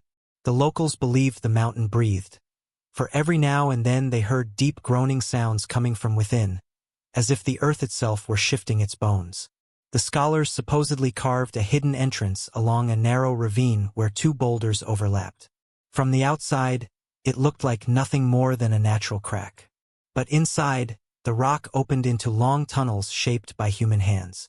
There were rooms lined with niches for scrolls and manuscripts, rooms for scribes, chambers where astronomers etched star charts onto the walls, a central hall where a great bronze door sealed off the innermost archives. The traveler tried to picture it, a secret library carved into the living heart of a mountain, lit by oil lamps whose smoke never escaped to the surface. Imagine the sound of reed pens scratching quietly in the dark, the murmur of philosophers debating by torchlight, the constant rustle of parchment being turned. Imagine a refuge built not out of fear, but out of defiance, a place where knowledge could outlive the storms of history. But legends rarely survive without shadows. Some versions of the tale said the library housed heretical texts, writings that contradicted the doctrines of the ruling kings. Others claimed it protected manuscripts from the house of 1001 doctors, saved before the institution was purged. Another version said the library stored fragments of the original Avesta, the ones believed lost forever. A few insisted it held even older texts, relics from before the Persian kings, before Zoroaster, before recorded time. The most intriguing claim was that the library contained the books of the first horizon, a mysterious collection described only in one medieval chronicle. The chronicle said these books explained how ancient astronomers predicted eclipses, how they measured the Earth, how they charted the movements of stars with uncanny precision. Some scholars later argued these books were mythical, but the traveler wondered, what if they were simply hidden? The closer he looked, the more he realized the legend had a structure, the kind of structure that often hides a historic truth. Too many details were consistent across different cultures. The copper-colored stone, the hidden entrance, the sealed hall, the sudden disappearance. The disappearance was the most unsettling part. Every version of the tale ended the same way. One day, without warning, the library fell silent. The scholars vanished. The entrance was lost. The mountain swallowed its secrets. Some said invaders found it and slaughtered everyone inside. Others believed the scholars sealed the entrance themselves, preferring the library to die hidden rather than fall into the hands of a tyrant. A poetic version claimed the mountain ate the knowledge, sealing it into its core until humanity was wise enough to read it again. But one account, a forgotten Kurdish ballad, offered a far stranger explanation. It said that a great tremor shook the Copper Mountain one winter night. Not an earthquake, but something deeper. The scholars, hearing the groaning of the earth, rushed to protect the manuscripts. But before they could act, the mountain shifted. The tunnels twisted. The halls collapsed. Rooms folded into each other. The whole labyrinth rearranged itself like a living creature, sealing every chamber behind walls of rock. The library became a tomb. The traveler walked across a barren plateau as he recalled these stories. The wind carried fine red dust, the same metallic sand described in the legends. He wondered if he was closer to the Copper Mountain than he realized. Perhaps not physically, but in spirit. The parchment in his pack might be a clue, a surviving leaf from one of the manuscripts the scholars had tried to save. Some explorers had attempted to find the hidden library. Most failed. A few returned with strange stories. Tunnels that led nowhere, walls engraved with symbols too eroded to understand, chambers filled with stale air that smelled faintly of burned oil. One explorer claimed that deep within a cave, he heard the sound of paper shifting, as if someone were turning pages in the dark. But when he raised his lantern, the chamber was empty. The traveler did not believe all of these accounts, but he believed in patterns, and the pattern was clear. Whenever great knowledge was endangered, the people of Persia found ways to hide it. In jars, in temples, in the minds of scholars, and perhaps even in mountains. He imagined the library as it may appear today, untouched for centuries, sealed beneath layers of rock. Shelves still lined with scrolls. Lamps long burned out. Diagrams on walls illuminated only by darkness. Dust gathering in untouched corners. An entire scientific world suspended in time. If such a place still existed, it would be the greatest archaeological discovery of the century, a key to understanding everything Persia lost. The traveler felt a strange certainty, a quiet conviction rising within him. The Copper Mountain was not just a legend. It was a possibility, and something about the parchment fragment, its script, its ink, its texture, whispered that he was now connected to that possibility. Somewhere beneath the sands and stone, a hidden library still slept, and the mountain, patient and ancient, was waiting for the right person to wake it. There are kings who build empires, and there are kings who burn memory. In the long chronicle of Persia, few figures were as feared, or as quietly destructive, as the ruler who sought to erase his own ancestors. His name was preserved only in fragments, scattered across conflicting records. Some called him paranoid, others called him ambitious, but all agreed on one point. He despised history, because history did not praise him enough. The traveler first encountered this ruler's story through a fragment of a medieval chronicle, nearly unreadable. Ink faded like a dying whisper. It described a king obsessed with the idea that his legitimacy was fragile. He came to power through a web of betrayals, bargains, and assassinations. He feared the past because it reminded his enemies where he came from. He feared archives because they contained truths he could not control. And so, one night, he ordered the unthinkable. The traveler imagined the scene, the royal palace standing silent under a silver moon, its corridors filled with the muffled steps of soldiers wearing cloth around their boots. Their torches were not carried high but low and hidden. They moved like shadows, sliding through corridors that had once echoed with scholars' voices. They made their way toward the royal archive, a vast chamber that housed genealogies, treaties, ancestral documents, records of royal marriages, coronations, victories, and defeats. Inside that chamber, scribes had worked for generations. They wrote with reverence, believing they were preserving the truth for future kings. They never imagined a king would be the one to destroy it. But the soldiers entered quietly. They sealed the doors. They forced the scribes aside. Then they began pulling shelves apart, scattering scrolls across the floor. Some of the oldest documents, parchments so fragile they crumbled when touched, were thrown without care. Others were stuffed into baskets and carried outside. The order was clear. Anything that challenged the king's version of his lineage was to be destroyed. The traveler imagined the horror of the royal historiographer, the elderly scholar who had dedicated his life to preserving the empire's memory. When he saw soldiers handling ancient scrolls like refuse, he cried out. He begged them to stop. He swore that destroying the past was like blinding the future. But the soldiers bound him and dragged him away. Some said he was executed at dawn. Others said he disappeared, swallowed by the same silence the king planned for his history. Outside, in the palace courtyard, a furnace roared. This was no ceremonial flame. It was a pit carved into stone, built for the specific purpose of erasing memory. Soldiers tossed documents into it with the mechanical rhythm of laborers at a granary. Scrolls curled, ink bubbled, pages split apart like dried leaves. The night breeze carried the smell of burning parchment, a scent that would haunt the city for years. Yet the purge was not merely about burning the physical documents. It was about rewriting what remained. Royal scribes were forced to copy a new genealogy, a falsified lineage tracing the king's bloodline back to heroes and prophets. The traveler imagined them sitting in rows, ink trembling on their brushes, knowing that any hesitation might cost them their lives. They copied lies onto silk and parchment, binding them into scrolls that glorified a man who feared the shadows of his own family. Some scribes tried to resist quietly. They hid fragments of real documents inside their clothing. They smuggled scrolls to trusted relatives. A few even memorized entire passages before they were burned. But the purge was efficient, merciless. The king's agents traveled across the empire, searching monasteries, provincial archives, and noble families' estates. If they found any record contradicting the official narrative, they seized it. Some documents were publicly burned to reinforce the king's power.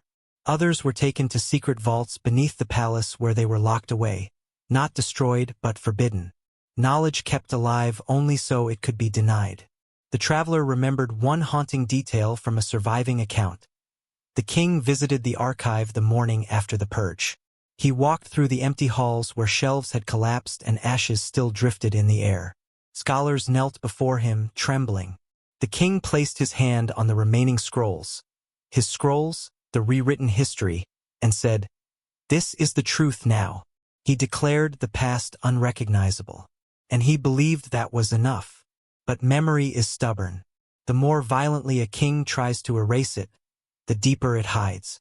Years later, when the king died, rumors spread that his real genealogy survived, that a scribe had hidden it in a remote fire temple, that a priest had carved the names of the true lineage onto stone tablets and buried them beneath a sacred tree, that a traveler fleeing the purge carried a bundle of original manuscripts into the mountains. No one knew which version, if any, was true, but the traveler felt a shiver as he walked. This parchment fragment he carried, its strange script, its age, its texture, could it be connected to the lost documents of that purge? Could it be one of the truths the king tried so desperately to destroy? It was impossible to know, but the possibility gnawed at him. Because the purge left a wound in Persian history. Entire generations vanished from official records. Wars mentioned in older texts disappeared. Treaties were forgotten. The names of noble families, once powerful, were written out of existence. The king's version of the past became the official story. But the earth remembered differently, and the traveler knew that somewhere, hidden beneath centuries of sand or stone, the fragments of that erased history waited, fragile, silent, but alive. Because destruction can never fully triumph over memory. And kings, no matter how powerful, cannot silence the truth forever. The Sassanid Empire had been one of the crowning achievements of ancient Persia. A realm of powerful kings, monumental architecture, elaborate courts, and a priesthood that guarded knowledge with almost religious jealousy. Their libraries were said to be vast. Repositories of medicine, ritual, astronomy, law, military strategy, and royal chronicles. These archives were the intellectual spine of the empire, preserved inside fortified palaces and fire temples. And then, suddenly, they fell silent. The traveler often found himself drawn back to the strange mystery surrounding the final decades of the Sassanids.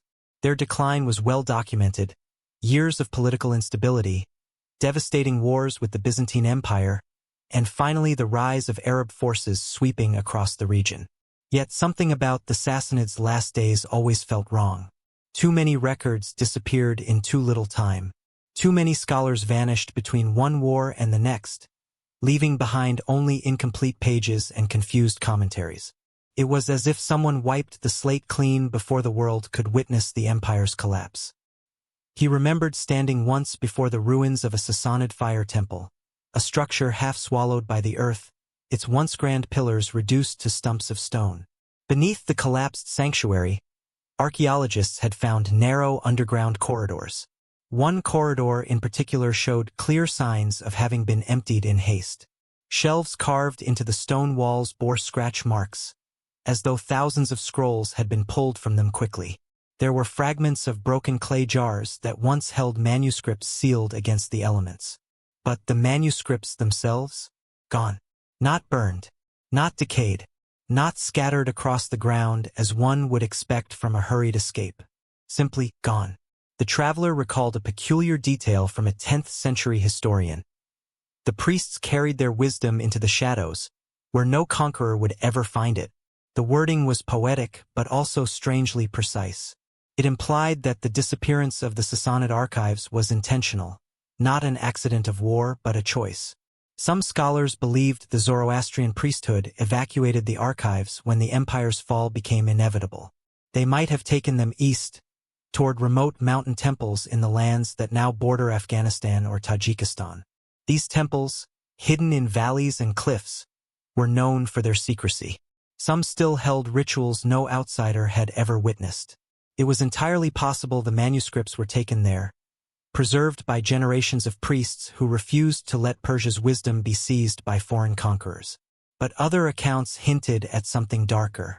One chronicler wrote that, months before the Arab forces arrived, a decree was issued from the Sassanid court ordering that certain records be removed from the main archives. These unspecified records were transported by soldiers under strict supervision. No scribe was allowed to accompany them. No scholar was told their destination. The decree never explained why. The traveler could imagine the fear inside the royal palace during those final days. Ministers arguing in dark chambers, generals reporting defeat after defeat, priests warning of prophecies fulfilled. Perhaps the king feared that the archives contained information that could be used by the invading armies. Perhaps he worried that detailed knowledge of the empire's weaknesses, taxes, military routes, or political factions could fall into enemy hands. Or maybe the archives recorded truths the king preferred to erase, signs of internal betrayals, secret negotiations, or failed strategies that could tarnish his legacy. Fear, after all, often drives men to destroy what they cannot control. Yet the most haunting theory came not from historians but from oral tradition. In remote villages, elders told a story of a night when the priests of a great fire temple gathered in the subterranean library. They lit no torches. The only light came from the sacred flame in the main sanctum. They carried with them scrolls wrapped in white cloth, their hands trembling. As they prayed, the earth shook slightly. Then one priest struck the stone floor with his staff, causing a hidden panel to slide aside. A deep chamber, carved long ago, emerged from the darkness. The priests descended with the scrolls, placing them in niches cut into the bedrock. When they climbed back up, they sealed the chamber with a stone slab engraved with religious verses. They whispered a final blessing, extinguished their lamps, and left the temple. By dawn, the invaders arrived, but they never found the chamber. The traveler did not know whether to believe such stories. They sounded like myths, comforting tales of preservation amid destruction. Yet during his travels through remote parts of Iran, he had heard similar stories from elders who had never met each other, who lived hundreds of miles apart, whose dialects and traditions shared no common point except this: the old knowledge is hidden, not lost.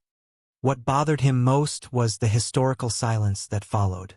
After the Arab conquest, the Sassanid archives were never mentioned again. Not as spoils, not as burned remains, not as captured documents. It was as though the empire's bureaucratic and scientific memory evaporated overnight, which meant someone made them vanish. Standing in the desert now, the traveler felt the weight of that silence. The parchment fragment he carried suddenly seemed heavier. What if it was part of those missing Sassanid records? What if it belonged to the last great vault emptied before the empire fell? What if he was holding something the priests had tried to protect with their lives, something the conquerors never found? He stared out across the barren horizon, the air shimmering with heat. The truth was somewhere out there, buried beneath centuries of sand, stone, and secrecy.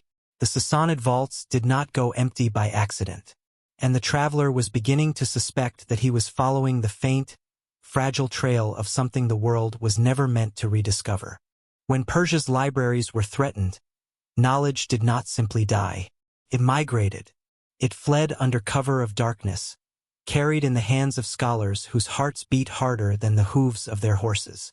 Across centuries, across dynasties, across mountains and deserts, one path appeared again and again: the long road east toward India. The traveler had always been fascinated by this intellectual migration. It was not a single event but a recurring pattern woven into history like a secret rhythm. Whenever Persia came under fire, during the Greek invasions, the Arab conquests, Mongol raids, dynastic purges, caravans of scholars moved eastward. Some traveled alone, clutching scrolls wrapped in cloth. Others traveled in groups, disguised as merchants or pilgrims.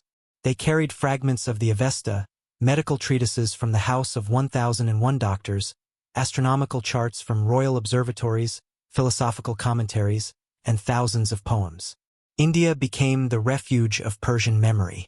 The traveler imagined those exiled scholars approaching the Indus River after weeks of harsh travel. Exhausted, wounded, hungry, but still determined. Behind them, Persia burned. Ahead of them lay kingdoms that valued knowledge in their own right. Some of these scholars arrived at the courts of powerful Indian rulers, men who admired Persian culture and welcomed foreign learning. Others found refuge in small temples or merchant houses, where their manuscripts were copied, studied, and woven into India's own intellectual traditions. The Mughal Empire, especially, became a sanctuary. These emperors, themselves of Central Asian descent, saw Persia as an ancestral homeland of culture, poetry, and science.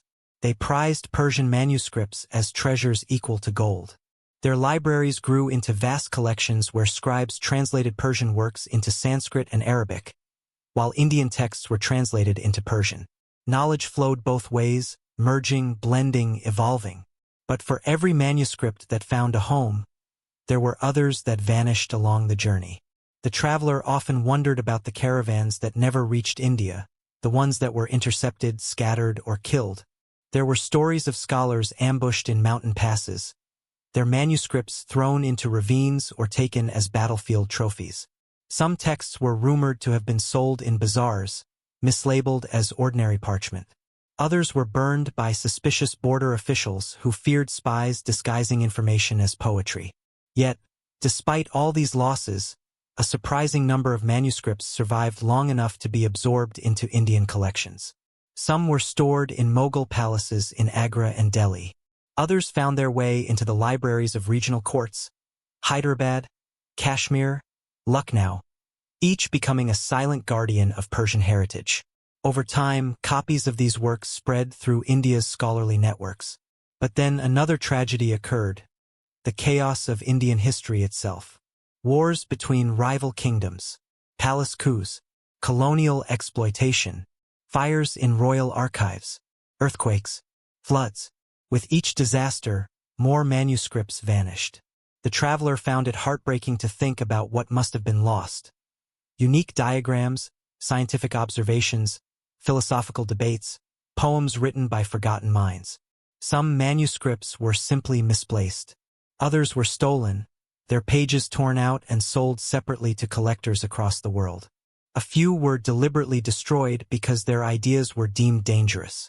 One Mughal-era chronicle described a prince who owned a collection of rare Persian medical treatises. He guarded them fiercely, hiding them in a private chamber where only he and his physicians could enter. But when he fell out of favor, his jealous brother ordered the palace torched. Witnesses claimed the prince tried to run into the burning chamber to save the manuscripts, but soldiers held him back. The fire consumed everything, books, scrolls, and nearly the prince himself. The surviving account said, "The knowledge that might have cured 1,000 ills died in a single night." Stories like these haunted the traveler. And yet, despite the tragedy, there were extraordinary successes.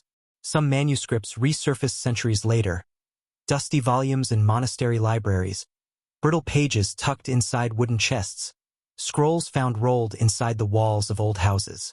In some cases, Indian scribes had copied Persian manuscripts so frequently that, even when the originals were lost, echoes survived in multiple variations. These copies sometimes preserved details no longer known in Persia itself.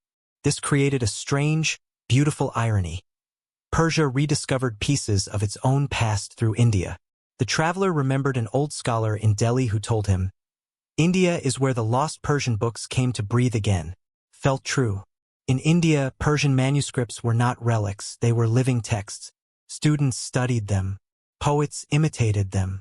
Alchemists annotated them. Court painters illustrated them with vibrant colors. Philosophers debated their ideas. India kept Persian intellectual tradition alive long after it was extinguished in its homeland. But not everything was preserved. Some manuscripts survived the long journey east only to disappear later under colonial rule. The British, in particular, collected thousands of Persian manuscripts, but many vanished into private estates, auction houses, or museums that kept no proper catalog. The traveler had once seen a British record listing a box of Persian papers, provenance unknown, which had been lost during transport. That box could have contained anything: treatises, poems, maps, letters, but its contents were gone forever. Another tragedy occurred during the 19th century, when a fire destroyed a major archive in Lucknow. Hundreds of Persian manuscripts burned. Scholars tried to rewrite them from memory, but memory is fragile. Knowledge survived only in fragments, broken lines, half-remembered references, distorted summaries. Still, some texts refused to die. In remote parts of India, Parsi communities, descendants of ancient Persian Zoroastrians, preserved hymns, rituals, and fragments of lost scriptures. Their temples became miniature archives. Their elders recited verses that no longer existed on any page. Their migration from Persia to India, centuries earlier, had saved pieces of the Avesta and other sacred writings from complete extinction. The traveler thought of these communities now, scattered across India like embers from a long-extinguished fire. Perhaps one of them still held a manuscript that scholars had forgotten existed. Perhaps someone there had seen a script like the one on his mysterious parchment fragment. As the traveler walked, he felt the weight of that possibility. Knowledge travels in unpredictable ways. Manuscripts cross borders. Ideas cross generations. Sometimes a book must die in one land to be reborn in another. Persia's lost libraries had not vanished completely.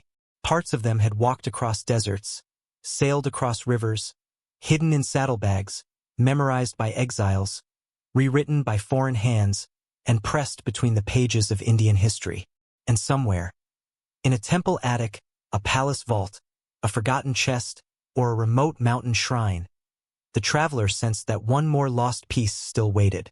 Maybe even the piece he now held in his hands. There are fires in history that were accidents, and there are fires that were messages. The destruction of the Mughal prince's library was no accident. It was a warning, one written not with ink, but with smoke that darkened the sky over an entire city. The traveler had read dozens of Indian and Persian accounts of this tragedy, each one different in detail but identical in tone. Grief, disbelief, and outrage. The library belonged to a Mughal prince who was both a scholar and a romantic, a man who believed books could preserve the soul of a civilization. He had inherited manuscripts from Persia, acquired rare volumes through merchants, and sponsored scribes to copy texts rescued from collapsing dynasties. His palace had become a haven for learning, a sanctuary of fragile pages and fragile hopes. The prince was known to wander the halls of his library at night, barefoot, running his fingers over the spines of manuscripts older than some kingdoms. He treated books like living beings. Some said he would speak to them, whispering verses he had memorized as a child. Others claimed he slept in the library when troubled, as if the presence of knowledge itself could protect him from palace intrigue. But knowledge was never safe in the company of power. His older brother, a ruthless general with little regard for scholars, believed the prince's library was a political threat. Manuscripts carried legitimacy. Genealogical scrolls could prove claims to the throne. Treatises on governance could inspire rebels. And ancient texts from Persia held ideas, philosophical, ethical, cosmological, that questioned the authority of kings. So when the struggle for succession began, the library became the first target. The traveler imagined the night of the fire in painful detail.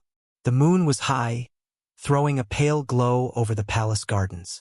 Crickets sang in the dark. Servants slept in their quarters.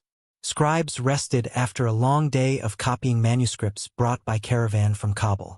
The library itself, a towering structure of carved sandstone and latticed windows, stood silent until the soldiers arrived. Witnesses later said the attack began at the back entrance, where guards were few. The soldiers moved quickly, carrying torches and oil jars. They did not shout. They did not hesitate. They smashed the wooden doors and threw oil across the shelves. One scribe who survived said the smell of burning parchment spread even before the flames fully took hold. He recalled the terrible sound, a crackling chorus of pages curling, bindings snapping, ink bubbling like hot tar. The prince, awakened by the commotion, ran toward the library barefoot, his robe trailing behind him.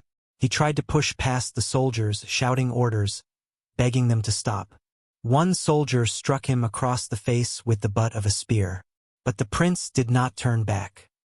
He threw himself against the burning doors, screaming the names of books as if they were his own children. Not the Avesta, not the star tables, not the healing scrolls.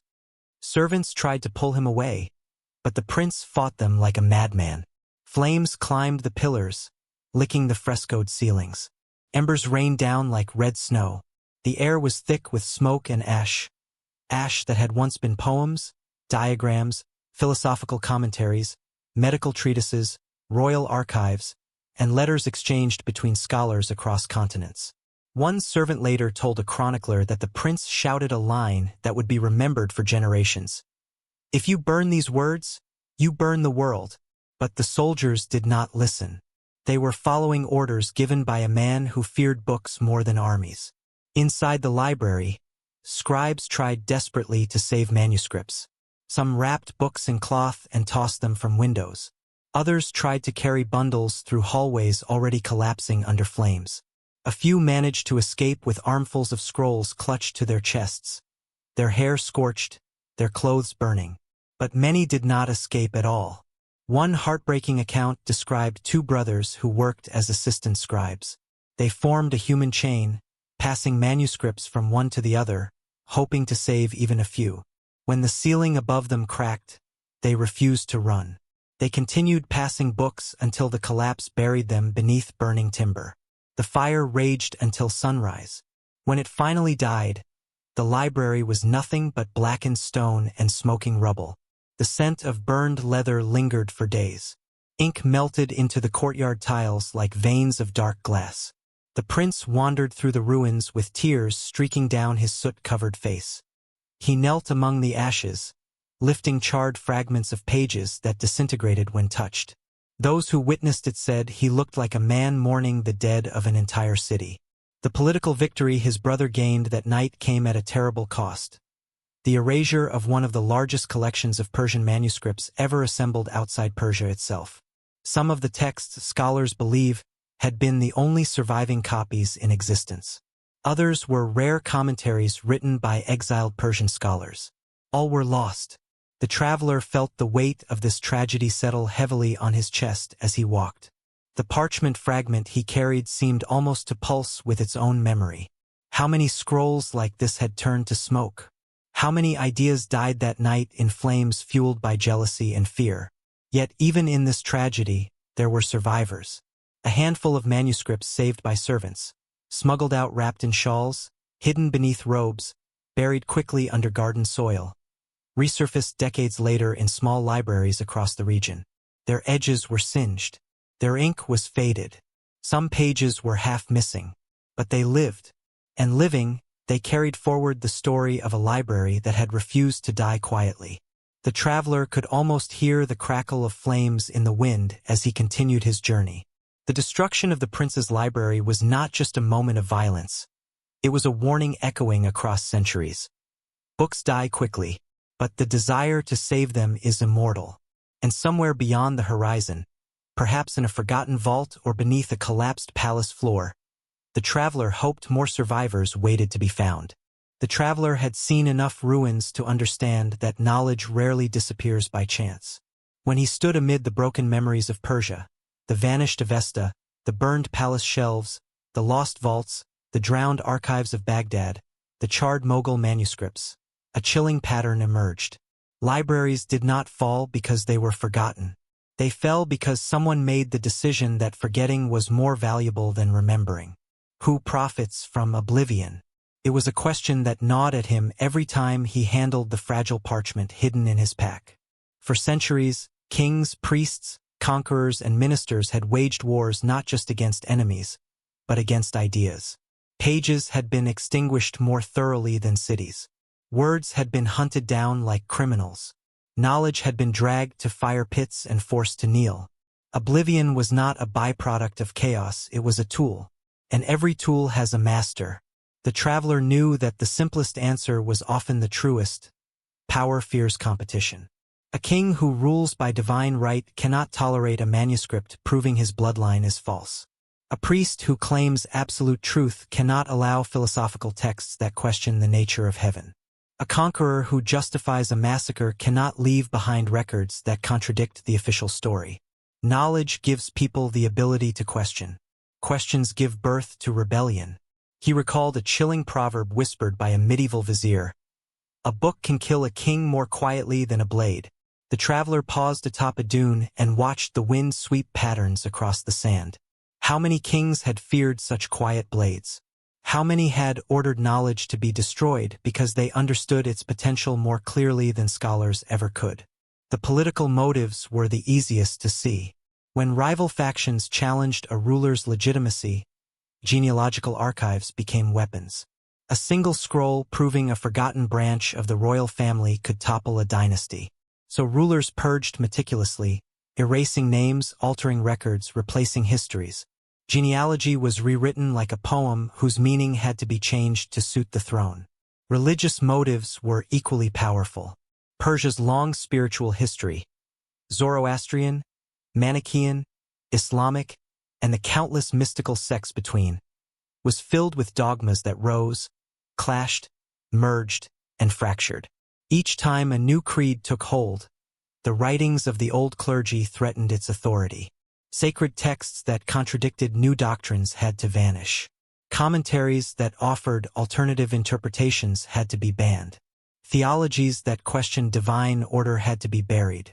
And so manuscripts disappeared not because they lacked value, but because their value was too great. They sparked ideas that could outlive swords. They offered ways of seeing the universe that could undermine kingdoms built on unquestionable faith. But there were darker motives still, motives that scholars rarely dared speak of.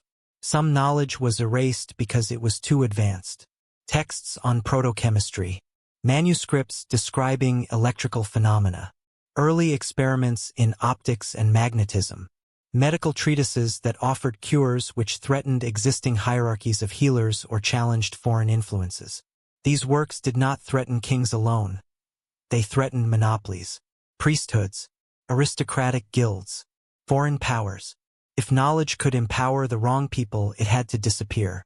The traveler recalled an ancient alchemist rumored to have discovered a way to refine metal so durable it could not be pierced by ordinary blades. The king at first celebrated him, until rival factions whispered that the technique might be taught to rebels. The alchemist vanished. His lab was dismantled. His scrolls burned under supervision of the royal guard. The king declared the method unsafe, but the traveler suspected the truth was simpler. The discovery was too equalizing. Knowledge that empowers the weak is always at risk. Then there were economic motives, the ones almost invisible, yet powerful enough to reshape entire societies. Trade secrets encoded in manuscripts, agricultural techniques that could undermine regional monopolies, navigation charts that revealed new sea routes, herbal formulas that could reduce dependence on foreign remedies, treatises on irrigation that might give rival provinces too much independence. Sometimes the most dangerous ideas were not cosmic or philosophical. Sometimes they were as simple as a better way to grow wheat. And then, at the deepest level of all, there was fear, the universal ancient fear that some knowledge might change the world too quickly. Fear that a dangerous idea could escape before the world was ready. Fear that curiosity could open doors best left shut. This fear existed not just in kings, but in scholars themselves. The traveler could almost imagine a group of ancient philosophers gathered in secret, whispering about a theory they dared not write down. They might have convinced themselves they were protecting society, but fear masquerading as wisdom often leads to erasure. He reached a rocky rise overlooking the desert, where the faint outline of collapsed ruins broke the monotony of sand. Knowledge had died there once too, perhaps because it had threatened someone or because someone believed it might. For the first time, the traveler felt the burden of his own role in this ancient cycle. He carried a parchment that someone long ago had tried to destroy or hide. Its serpentine script, its shimmering ink. It was unlikely to be ordinary. It may have belonged to one of the forbidden sciences, or a purged genealogy, or a suppressed philosophy. If he brought it into the world again, who would feel threatened? Who might try to bury it once more? The traveler closed his eyes, listening to the desert wind. Oblivion was not an accident. It was a system, one that had operated quietly beneath the surface of Persia's long history. And the mystery he was unraveling was not simply about lost libraries. It was about the people who had the most to gain from keeping them lost. As he tightened his grip on the parchment, the traveler understood something chilling. The forces that once burned, drowned, and buried these texts had not vanished. They had merely changed their names. And somewhere in the world today, descendants of those same powers might still be watching, still guarding their secrets, still shaping what humanity was allowed to remember or forget. There are absences in history that weigh heavier than presence. Words that are not there, books that are not there, voices that should be there but are silent. Scholars call these missing echoes ghost references, fragments of thought that survive only because someone, somewhere, quoted them. But to the traveler, they felt like fingerprints pressed into stone by hands reaching across time. He first encountered ghost references as a young student, scribbling notes in the margins of dusty manuscripts. A philosopher would mention a lost treatise of the old masters. A physician would quote a chapter from the Book of Winds that no longer existed. An astronomer would refer to an ancient table of eclipses whose pages had vanished. At first, the traveler dismissed these gaps as accidents, the natural decay of old libraries, or mistakes made by careless monks. But as he grew older, the pattern sharpened. The references were too frequent, too consistent, too deliberate. Books that should have existed, books that must have existed, were nowhere to be found. And yet so many writers clearly knew them, studied them, argued with them. These missing works were like constellations visible only through the stars that pointed to them. Ghost books, ghost ideas, ghost minds. The traveler walked slowly through a narrow canyon where wind carved hollow sounds into the rock. It reminded him of these silent texts, present through absence. Nothing but echoes, yet impossible to ignore. He imagined ancient scholars sitting in lamplit rooms, debating ideas that today no one could access. What had those missing texts contained? What wisdom had they carried? Why had they been erased? There was a Persian chronicler who once mentioned the Black Register of Kings, a volume that recorded the crimes of tyrants, written not by court scribes but by anonymous witnesses. The chronicler described it as dangerous, a book that could topple thrones. Yet no copy of such a work exists anywhere. Only the mention remains, like a ghost at the edge of history. Another writer, a mathematician, spoke of a lost treatise on geometry that described shapes that do not exist in our world but can be imagined. His praise was extravagant. He said the treatise held theories centuries ahead of its time. But he did not name the author. He did not quote a single line.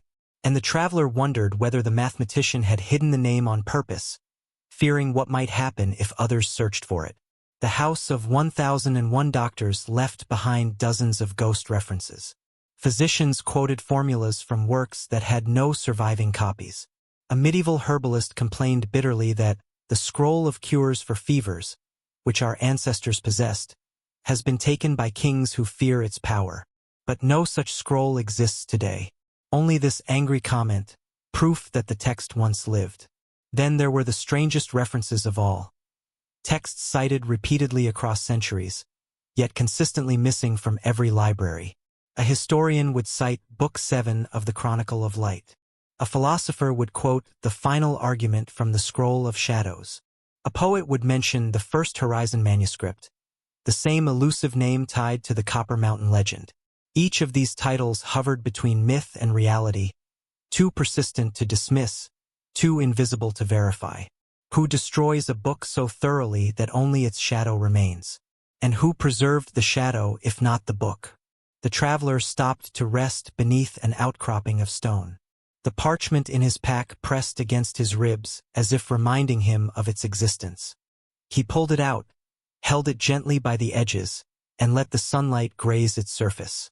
The ink shimmered faintly, like a buried memory breaking the surface of water. He wondered, was this fragment itself a ghost reference made flesh? A surviving scrap of a text repeatedly cited but never seen? Or was it from a book completely unknown, a work erased before anyone could quote it? Ghost references often appeared in footnotes, quiet corners where scribes whispered truths that kings tried to erase. Sometimes a scholar would preface the mention with caution. Some have said, though I do not swear by it, or it is rumored in certain old writings, as if protecting themselves by distancing from the forbidden source. This caution intrigued the traveler. Why quote a text you fear? Because its truth mattered. Ghost references were acts of defiance. Even when a text was destroyed, a single line quoted by a single writer could keep its essence alive, like an ember hidden under ash, waiting for breath to ignite it again. But some ghost references were more sinister, hints that the missing books had not been lost accidentally. More than once, the traveler noticed that certain authors quoted forbidden ideas only to refute them violently, claiming the texts were dangerous, incorrect, or blasphemous. Yet their tone betrayed fear, not reason. Fear that others might seek out the missing works. Fear that the ideas might return. He remembered one particularly puzzling mention. A philosopher writing about the vanished poet who described time as a circle feeding upon itself. That poet's works were nowhere to be found. But the philosopher's commentary, though dismissive, preserved the concept. And the traveler wondered whether the poet had been silenced because his ideas challenged the authority of the priesthood or the court. Ideas are stubborn. Even when burned, they linger. The traveler continued his journey. Every step stirred dust from the ancient world, dust that might once have been ink or parchment. He imagined walking across the ashes of lost books, across centuries of vanished thought. A strange realization dawned on him. Ghost references might not be accidental leftovers of destroyed texts. They might be clues, left intentionally by scholars who could not openly preserve the books themselves but could preserve the awareness of them. A trail of whispers, breadcrumbs scattered through chronicles, poems, medical treatises, and astronomical tables. A silent rebellion against oblivion. Perhaps the scribes who knew the texts were doomed made a choice. If the book cannot live, let the memory of its existence survive. Let future scholars wonder. Let them search. Let them question the silence. Let them suspect what was stolen from them. The traveler's heart quickened. The parchment fragment he held, its unfamiliar script, its impossible age, might not just be a survivor of a lost book. It might be the answer a ghost reference was pointing toward. A missing piece returning to the world. As he slid the fragment back into his pack, he understood something profound. The ghosts of lost texts were not whispers of failure. They were evidence of resistance. Proof that knowledge fights to survive, even when only its shadow remains. His name did not survive intact in any surviving record. It existed in fragments, half-phrases, hostile footnotes, and a few reverent lines written centuries after his death. But the traveler knew one thing with certainty. There once lived a Persian scholar so brilliant, so unsettling, so boldly disobedient to the structures of power, that two different regimes, separated by generations, tried to erase him completely. He was a man who was erased twice. The traveler first encountered him in a marginal note written by an anonymous monk. The philosopher whose words ran faster than kings. That line alone demanded attention. But what drew the traveler deeper was the strange insistence, across many texts, that the scholar had been dangerous. Dangerous not because he practiced sorcery or treason, but because he thought too widely, too freely, too brilliantly. This scholar lived during the late Sassanid period, when Persia was a landscape of crumbling certainties. Wars drained the treasury, kings rose and fell through blood and betrayal, and the priesthood fought desperately to maintain control over spiritual and intellectual life. Into this chaos stepped a mind that refused boundaries. He questioned everything. He wrote about the movement of the stars and the illusions of power. He debated the nature of time, not as a straight line, but as a cycle of cause and effect that rulers could not break. He studied medicine, botany, philosophy, mathematics, and early forms of chemistry. Some said he experimented with lenses that magnified the tiniest seeds and insects. Others said he understood weather patterns with such clarity that he could predict storms days before they formed. But his most controversial writings were on kingship. He argued boldly and publicly that a king's legitimacy came not from divine blood but from the consent of the people, a thought so revolutionary for its era that even repeating it was treason. He accused tyrants of fearing knowledge. He claimed that destruction of manuscripts was the greatest sin a ruler could commit. His arguments spread among students, merchants, and even some sympathetic nobles. For a time, his fame grew. Crowds filled courtyards to hear him speak. Young scholars followed him through cities, recording his lectures. He began writing a multi-volume treatise that combined astronomy, ethics, metaphysics, and governance into a single vast philosophical map. A map that challenged everything the powerful claimed as unquestionable truth. It was inevitable that those in power would strike back. His first erasure came quietly. The Sassanid court issued a decree banning his lectures. Soldiers seized his manuscripts from the workshop where his students copied them. Many were burned in small fires, not large enough to draw attention, but thorough enough to remove entire chapters of his work.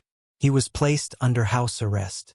His students were scattered, some imprisoned, some forced into exile, some simply vanished.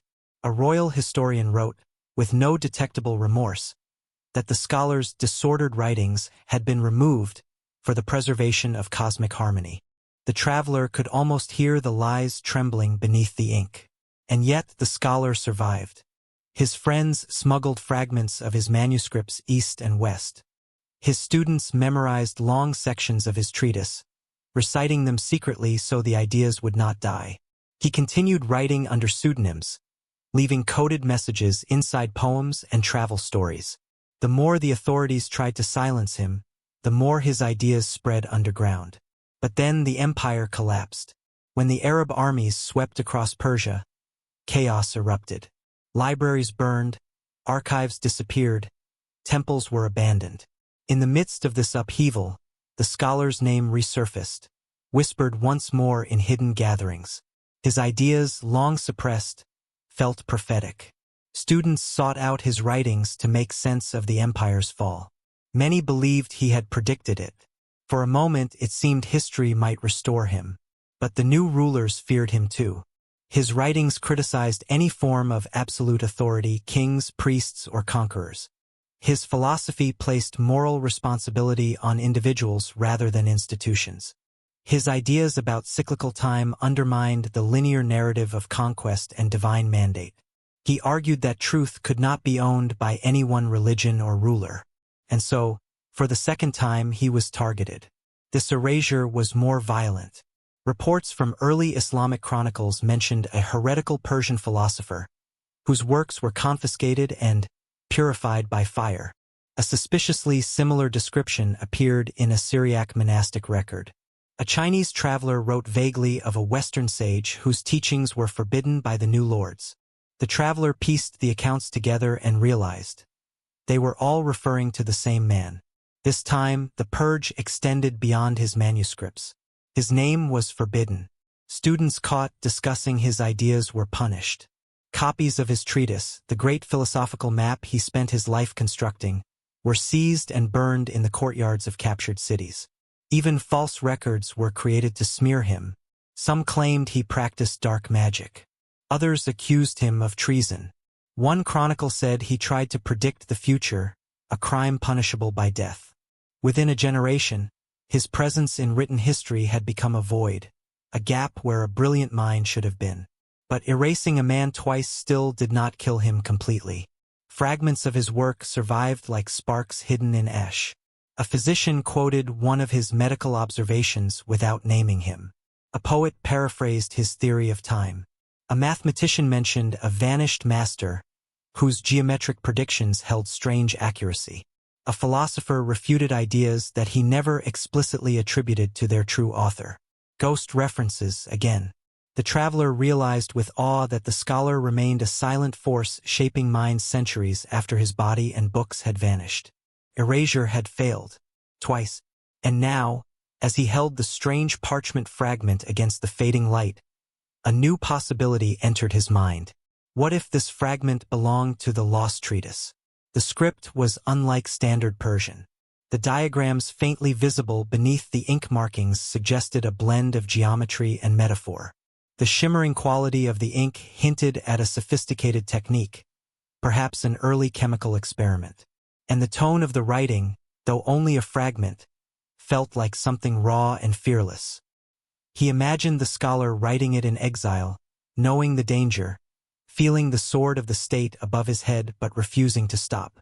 He imagined a student smuggling this page inside their robe, fleeing through burning streets as the new regime destroyed his teacher's legacy. What if this was the first real piece of the erased philosopher the world had seen in 1,000 years? The traveler felt his breath catch. He suddenly understood why the scholar was feared. Not because he threatened kings, though he certainly did. Not because he questioned religious authority. Not because he experimented boldly with science. What terrified the rulers was something far more potent. He believed that knowledge belonged to everyone. He believed that truth should not kneel. He believed that no power, no crown, no temple, no empire had the right to erase a mind. The traveler pressed the parchment to his chest and felt a tremor of emotion. This was no ordinary fragment. This was a survivor of a war fought not with swords, but with silence. And he made a quiet vow in the desert twilight. This time, the scholar would not be erased again.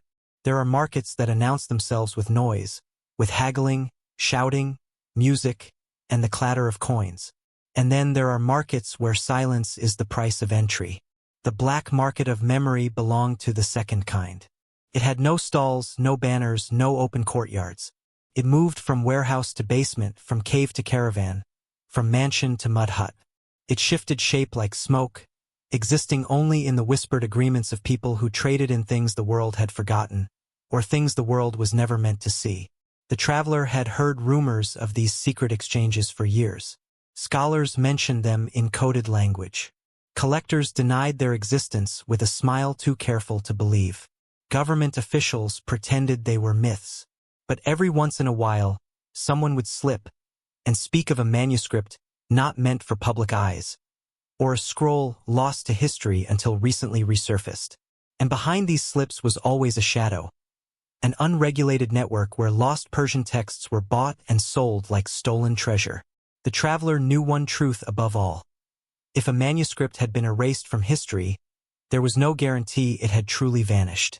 Someone, somewhere, might have saved it only to lock it away for a price.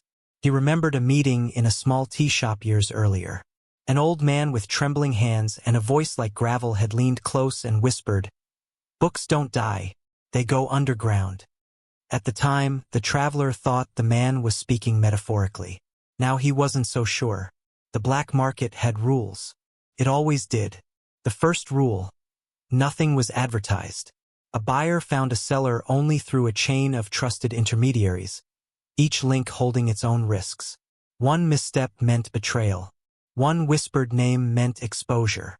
Some intermediaries were scholars fallen from grace. Others were smugglers who once carried spices and jewels but now preferred the weight of forbidden ink. The second rule: provenance was optional. A manuscript could be stolen from a monastery, taken from a private collection, smuggled out of a war zone, or excavated illegally. In the black market, history mattered only as leverage. A seller might claim a scroll was from the Sassanid vaults or the House of Wisdom, but proof was always slippery. The traveler knew of a man who purchased a manuscript said to be written by Ibn Sina himself, only to discover it was a 19th-century forgery crafted with skill and malicious intent. But even forgeries held power. They showed how desperately people hungered for what had been lost. The third rule: the most valuable items were not always the oldest. Sometimes a single letter from a forgotten scholar fetched more than a 1,000-year-old fragment. Sometimes a half-burned herbal recipe drew more interest than a complete philosophical treatise. Anything with evidence of erasure, anything that smelled of suppression, became priceless. To collectors, danger added value. The traveler once heard of a manuscript called the Blue Opus, a medical text supposedly rescued from the flames of a purged Persian hospital. It described experimental procedures that frightened its royal patrons. 5 copies were rumored to survive. All 5 vanished into private vaults. One resurfaced at an illegal auction in Istanbul. A masked bidder purchased it for a small fortune. No one ever saw it again. The fourth rule: buyers and sellers rarely looked each other in the eye. Transactions were mediated through couriers, people who appeared in a city, completed a trade, and disappeared before dawn. Some were philosophers fallen into poverty. Some were mercenaries looking for quick money. A few were idealists who believed they were saving knowledge from destruction, even as they handed it from one wealthy collector to another. But the traveler knew the darkest rule of all. The black market was not run by criminals alone. It was fueled by institutions, powerful ones, that wanted certain knowledge kept out of public reach. Private collectors hoarded manuscripts not for study but for control. Intelligence agencies bought rare texts to keep them from reaching rival nations. Wealthy families locked away documents that exposed their ancestral secrets. Even governments participated quietly, using front organizations to acquire manuscripts that contradicted their official histories. In such a world, a single manuscript could shift political narratives. A forgotten treatise could contradict religious doctrine. A lost letter could expose a centuries-old conspiracy. Knowledge in the black market of memory was both merchandise and weapon. The traveler had never participated directly in these networks, but he had come close. Once, in a dimly lit room in Samarkand, a man had placed a wrapped bundle on the table before him. "From Ray," he had whispered. "From the ruins." The traveler's heart raced. But when he opened the bundle, he found only blank parchment. A test, a bait, a trap. The real manuscript, if it existed, was never shown. But the message was clear. people were watching him. And now, as he walked through the desert with the mysterious fragment in his pack, the traveler felt that same invisible gaze on him again. Whoever traded in lost knowledge would kill to possess such a fragment, or kill to make it vanish once more. He imagined secret vaults beneath mansions, where climate-controlled rooms held manuscripts stolen during centuries of conquest. He thought of scrolls hidden in the back rooms of antique shops, wrapped in cloth beneath worthless trinkets. He pictured wealthy collectors sipping wine as they displayed rare Persian pages to select guests. Pages that should have belonged to the world. Somewhere out there, someone knew what the traveler carried. And somewhere else, someone feared it. The desert wind blew softly, lifting grains of sand into a quiet spiral. The traveler tightened the straps of his pack. The parchment fragment inside felt warmer than before, as if it sensed the danger wrapping around him like an unseen net. In the black market of memory, nothing stayed hidden forever. Not manuscripts, not secrets, and not the people who sought them. The desert had been silent for hours when the traveler first saw the rise of stone on the horizon. A broken skeleton of walls and archways, half buried beneath shifting dunes. At first glance, it looked like the ruins of any forgotten settlement. But as he approached, an electric unease crept through the air. The stones felt too deliberate in their placement, the angles too precise, the carvings too ancient. This was not a city, not even a fortress. It was something older, something that did not belong to any familiar period of Persian history. It was a ceremonial ground. He had read about such places only in obscure folklore, ritual complexes built at the edge of deserts, where ancient scholars believed the boundary between the physical and the intellectual world thinned.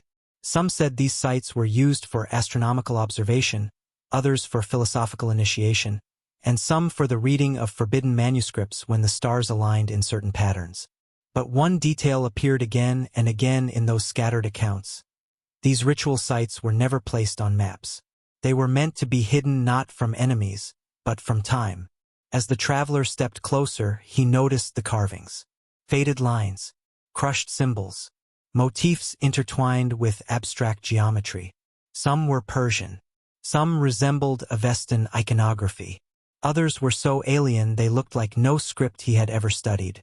A strange warmth pulsed beneath his fingers when he touched one of the symbols, as though the stone itself remembered something. The structures were arranged in a circular pattern. His breath caught. The scholar erased twice had written about the circle that governs all cycles. Was this the same ritual design he had described? A place where time was studied not as a straight march, but as a wheel without end? At the center of the ruins stood a raised platform, cracked by centuries, yet still visibly deliberate in its design. The platform was engraved with intricate geometric lines forming a star-like lattice. The traveler had seen similar shapes in medieval manuscripts referencing the horizon diagrams. Diagrams rumored to be part of the lost philosophical treatise belonging to the erased scholar. He knelt beside the platform and brushed sand away from the carvings. Slowly, the shapes revealed themselves. Spirals, intersecting planes, looping curves that resembled astronomical paths. Yet they were not maps of the sky. They were something more conceptual. Something that blended mathematics with metaphysics. Diagrams of thought. He realized with a jolt that the platform was not merely ceremonial, it was instructional. A sacred classroom. A place where students once gathered to witness demonstrations of knowledge too dangerous to practice inside cities. The stories whispered of experiments performed here. Measuring starlight with polished metal bowls, creating artificial light using crystal and sunlight, producing strange magnetic effects by rubbing minerals in precise sequences. Some called it superstition. Others called it early science. The traveler suspected it had been a fusion of both. He walked slowly around the circle. Small stone pedestals dotted the perimeter. On top of one pedestal, he found a depression shaped exactly like a scroll case. It was clear. Manuscripts had once been placed here for ritual readings. The placement suggested that scholars read forbidden texts by moonlight, shielding themselves from prying eyes inside the cities. Why read here? Why risk discovery? Because secrecy was sacred. The traveler imagined a group of disciples huddled around the platform centuries ago, reading from manuscripts their kings had forbidden. Their teacher, perhaps the very scholar twice erased, would have stood at the center, illuminating diagrams etched into stone while his students whispered questions, their voices trembling with fear and excitement. Knowledge spoken in the open air had a different power, could not be contained by walls. It lived in the breath of those who dared speak it. He walked further, and something glinted under a layer of sand near the base of a broken pillar. Kneeling, he brushed the sand aside until a small metallic object emerged, a fragment of bronze, etched with delicate lines. As he cleaned it further, a faint symbol appeared, identical to the one found on his parchment fragment. His heart pounded. The symbol was rare, a looping sigil that scholars could never trace to any known language.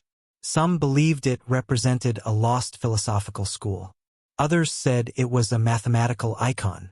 But seeing it here, carved into metal, buried at a ceremonial site dedicated to forbidden learning, it felt like confirmation of something he had sensed since the beginning. The fragment in his pack belonged to a greater whole, and this ruin was connected to that whole. He could almost see it. The erased scholar standing on this very platform, holding the manuscript that centuries later would be torn apart and scattered. His students would have watched him inscribe ideas that shaped their understanding of the cosmos. They would have memorized his words, knowing that the manuscript itself might not survive the coming purges. A gust of wind swept through the ruins, sending sand swirling across the stone like a living veil. In the shifting sunlight, the engraved lines on the platform seemed to move, forming shapes the traveler could not quite decipher.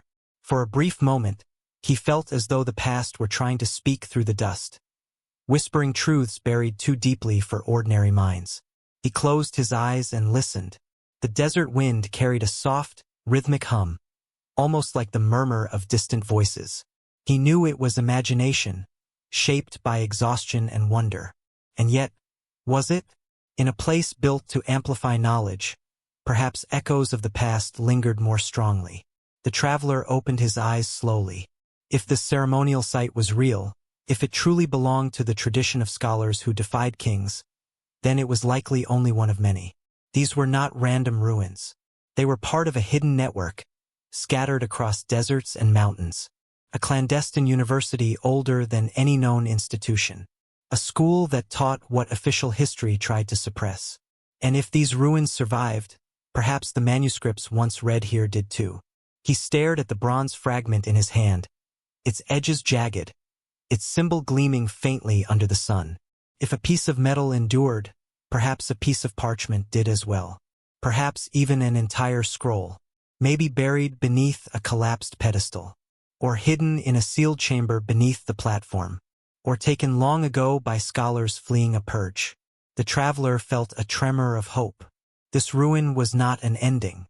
It was a beginning, a doorway into a deeper mystery, one step closer to the truth about Persia's ghost libraries, and one step closer to understanding why so many rulers, across so many centuries, had been desperate to silence the knowledge once taught here. Night fell over the desert like a heavy curtain, and the traveler could no longer see the ceremonial ruins except as faint silhouettes against the moonlit sand.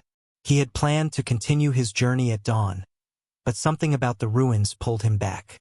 His instincts, sharpened by years of searching for hidden histories, told him he was no longer alone. It wasn't a sound that alerted him, nor a shift in the air. It was a pressure, the sensation of being observed by something silent and calculating. The desert was vast, empty, and barren. Yet somehow he felt the weight of another presence, like a single candle flickering in the corner of a dark room. He packed his belongings quietly, extinguishing his small lamp so its light wouldn't reveal him. The parchment fragment was tucked inside the lining of his clothes, a habit he had adopted after encountering the black market couriers who would kill for it. He moved with deliberate steps, heading toward a cluster of rocks near the ruins, hoping elevation would give him a better vantage point. Halfway up the rocks he paused. Footprints. Fresh ones. The wind had not yet softened their edges. They were too large to belong to a child, too deep to belong to a wandering merchant, too disciplined to be the steps of someone lost. Whoever made these prints moved with purpose, not meandering, not searching, but following. Following the same trail he had taken. His pulse quickened. He crouched low, listening for movement. The desert remained deceptively quiet. No voices, no rustling, no crunch of sand. But the prints did not lie. Someone had been here perhaps an hour earlier, perhaps minutes. He followed them with the caution of a hunted animal. The tracks led toward the ruins, stopping at the stone platform where he had uncovered the bronze fragment. The sand was disturbed. Kneeling impressions dotted the ground. Someone else had knelt in the exact spot where he had knelt. Someone else had touched the carvings. Someone else had discovered the fragments of the same lost network of knowledge. The traveler's throat tightened. There were two possibilities equally dangerous. Either this stranger was a fellow seeker, a scholar searching for truth, or they were an agent of the black market, sent to retrieve or eliminate anyone who found valuable remnants. A faint glimmer caught his attention. A tiny metallic object lay half-buried near the platform. He brushed sand away, revealing a sliver of polished steel. Not ancient, modern. A knife tip, broken from a blade. The broken edge was fresh, unweathered by the desert. The traveler swallowed hard. Someone armed had been here. He pocketed the shard and retreated toward the rocks, climbing until he reached a ledge overlooking the ruins. The moon was bright enough to cast shadows across the stones. And there, near one of the collapsed pillars, a shape moved. A human form, tall, cloaked, slow. Someone was searching. The traveler pressed his body against the cool rock and watched. The figure moved with purpose, brushing aside sand, examining carvings, tapping stones with gloved knuckles. They were looking for a hidden chamber. They were looking for the same thing he was. Or worse, they knew he had been here and were tracking him. The traveler's mind raced. How long had they been following him? Did they know about the parchment fragment? Had they been watching him since he left the last caravan stop? The black market had eyes everywhere, in trading posts, caravanserais, archaeological sites. A single careless question, a single wrong face glimpsing the edge of the parchment. That was all it took. He carefully withdrew into the shadows, moving along the rocky ridge, staying above the ruins where he could watch without being seen. The stranger paused at the center of the platform, lifting something from the ground. The traveler squinted. It was the bronze fragment. They were examining it closely, turning it under the moonlight as if familiar with its symbols. Then, with a swift motion, they placed it inside their cloak. The traveler's breath caught. The fragment was part of the same manuscript tradition as his own piece. If they had recovered others, they might already possess knowledge he had not yet uncovered. They might even know the location of additional ruins, or the final resting place of a hidden library. But if they were a threat, confronting them could be fatal. Suddenly, the stranger turned their head sharply, as though sensing the traveler's gaze. They stared directly toward the rocky ridge. The moonlight illuminated part of their face. The traveler froze. A scar. A long, pale scar running from the stranger's cheekbone to the edge of their jaw. He knew that scar. He had seen it once before, on a courier in Samarkand who traded in forbidden manuscripts. A courier known only by a whispered nickname, the Seeker, a man trusted by the most dangerous collectors in the black market. A man rumored to kill anyone who interfered. The Seeker stepped away from the platform, scanning the ridge with unnerving patience. The traveler pressed deeper into the shadows, hardly daring to breathe. The Seeker took a few slow steps toward the rocks, as though testing the darkness, sensing something amiss. Then, after a long moment, he turned away. He moved toward the edge of the ruins, signaled briefly into the darkness, and the traveler saw two more shadows detach themselves from the dunes. He was not alone. 3 individuals, all armed, all searching the ruins systematically. The traveler felt his stomach twist. They were not here by accident. They had tracked him here with precision. They knew which region he was exploring. They knew which ruins held value. And that meant they might know about the parchment. A cold determination settled into the traveler's bones. Whatever he had uncovered, whatever fragments he carried, were more valuable, more dangerous, and more coveted than he had realized. If the seeker was here, then the black market knew something monumental was at stake. He had no choice but to leave immediately, silently, invisibly, before the searchers expanded their perimeter. As the traveler slipped deeper into the desert night, one thought pulsed through his mind like a warning drum. The hunt had begun, not just for manuscripts, but for him. The desert night swallowed him whole as he slipped away from the ridge. Every grain of sand felt louder beneath his feet, every breath a risk. Behind him, the seeker and his two silent companions moved through the ruins like predators scenting blood. The traveler forced himself not to look back. To look was to hesitate, and hesitation in the desert was death. He moved quickly but carefully, descending the rocky slope with practiced steps. The air was colder now, stinging the inside of his nose. A faint breeze carried dust across his path. He pulled his scarf higher across his face to hide its outline against the moonlight. The dunes stretched ahead in long, gentle waves. An empty world, but emptiness was deceptive. In the desert, anything could hide. He walked until the ruins were nothing but distant shadows. Only then did he allow himself to slow down, crouching behind a low ridge of sand. He pressed a hand to his chest, feeling the parchment fragment beneath his shirt. Its edges were warm, almost unnervingly so, as though reacting to his fear. He had suspected he was being watched for weeks. A face too familiar appearing in two different towns.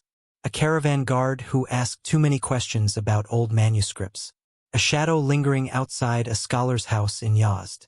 But suspicion was one thing. Confirmation, the seeker himself, was something else entirely. The seeker did not follow people casually. He followed them when something priceless was at stake. The traveler pulled his pack tighter and scanned the horizon. To the west lay a cluster of desert cliffs. To the east only open sand, too exposed. Southward stretched a line of dry riverbeds that led toward a trading road. Northward lay a labyrinth of rocky outcroppings. None were safe, but one offered a chance. He headed north. The rocks formed a broken maze. If he moved carefully, he could lose his trail long enough to regroup. The moonlight wavered as thin clouds slid across the sky. Shadows stretched and warped among the stones. Every crack looked like a mouth waiting to speak. Every stone felt like a witness. His pace quickened. He rounded a boulder and ducked into a narrow passage carved by wind. The walls loomed high on either side. The space was tight, claustrophobic, but it broke the line of sight. He moved deeper, following the winding path until it opened into a shallow basin surrounded by jagged cliffs. Here the wind died. Here even the desert held its breath. He knelt and pressed his ear to the ground. The old desert trick. Through the sand, distant vibrations traveled more faithfully than through air. First there was nothing, only the slow cooling of the earth beneath him. Then, faintly, he heard the rhythm of footsteps. Multiple sets. Wrong direction. Wrong pace. They were spreading out, triangulating. They were hunting him. He rose quietly, slipping into a shadow where two rocks met. He pulled out the tiny bronze fragment he had taken from the ruins earlier. Its etched symbol shimmered faintly. The same symbol on his mysterious parchment. He stared at it, puzzled. How could a fragment of bronze survive here, untouched, for centuries? Why did the seeker seem to recognize it instantly? Why was this symbol, looping, impossible, neither Persian nor foreign, appearing across ruins, manuscripts, and myths? The traveler had spent his life seeking knowledge. But now knowledge was seeking him. He tucked the bronze away and examined the parchment fragment once more. The ink shimmered again, or perhaps the moonlight deceived him. Beneath the primary script, faint outlines hinted at diagrams. A star curve, a spiral similar to the carvings on the stone platform. The writing itself seemed to shift under his gaze, as though some letters were designed to be read only under certain angles. He had long suspected it was more than a literary fragment. Now he was nearly convinced. It was a key to what he did not yet know. A map? A cipher? A doorway? A forgotten library sealed beneath earth? Knowledge intentionally hidden by the scholar twice erased. A soft sound broke his thoughts. Pebble. Tiny. But close. He froze. Another pebble shifted. Then a faint scrape, the unmistakable whisper of a boot sliding across stone. The seeker had found the outer path of the maze. The traveler pressed himself deeper into the shadow, quieting his breath. The seeker moved with uncanny patience. No random wandering. No mistakes. He paused frequently, listening, smelling the air, searching for the faintest sign of life. The traveler knew he was dealing with a man who had spent years navigating deserts, ruins, and the dark corridors of the black market. The seeker was not merely a collector, he was a hunter, and hunters eventually find their prey. The traveler slid a hand along the wall beside him and felt a narrow crack. He pushed lightly. The crack widened, revealing a dark recess in the stone, a natural hollow created by erosion. He squeezed inside, the rough edges scraping his shoulders. The space was barely large enough to hold him. Darkness enclosed him like a second skin. He held his breath. The seeker moved closer. His footsteps echoed faintly between the stones. He paused. The traveler could hear him inhale slowly, the way predators do when sensing prey. A long silence followed, stretching thin and cold. Then a whisper. Not words. A signal. A moment later, 2 more sets of footsteps approached. The seeker spoke quietly, his voice low and calm. Too calm. Spread out. He's here. The traveler felt a chill race down his spine. They were closing in. He shut his eyes and slowed his breathing. In the darkness, he felt the parchment fragment pulse against his chest again. Faintly, rhythmically, almost like a heartbeat. Felt alive. The footsteps receded slightly as the seeker's men dispersed. The traveler waited. Seconds stretched into minutes. His muscles cramped. His lungs burned. But he stayed still. Finally, the footsteps faded. The seeker's voice drifted away, giving new orders in a tone that dripped with certainty. He cannot go far. The desert will reveal him. When the last echoes died, the traveler pressed his forehead to the cool stone. He waited longer, ensuring they were truly gone. Only when silence returned, deep and unmistakable, did he crawl slowly out of the hollow. The stars above looked sharper now, brighter, watching. He knew this was no longer simply a quest for lost manuscripts. This was a race, a dangerous, breathless race, against people who wanted not only the knowledge he carried, but his silence. The desert wind returned, brushing sand across his footprints as if urging him forward. He tightened the straps of his pack.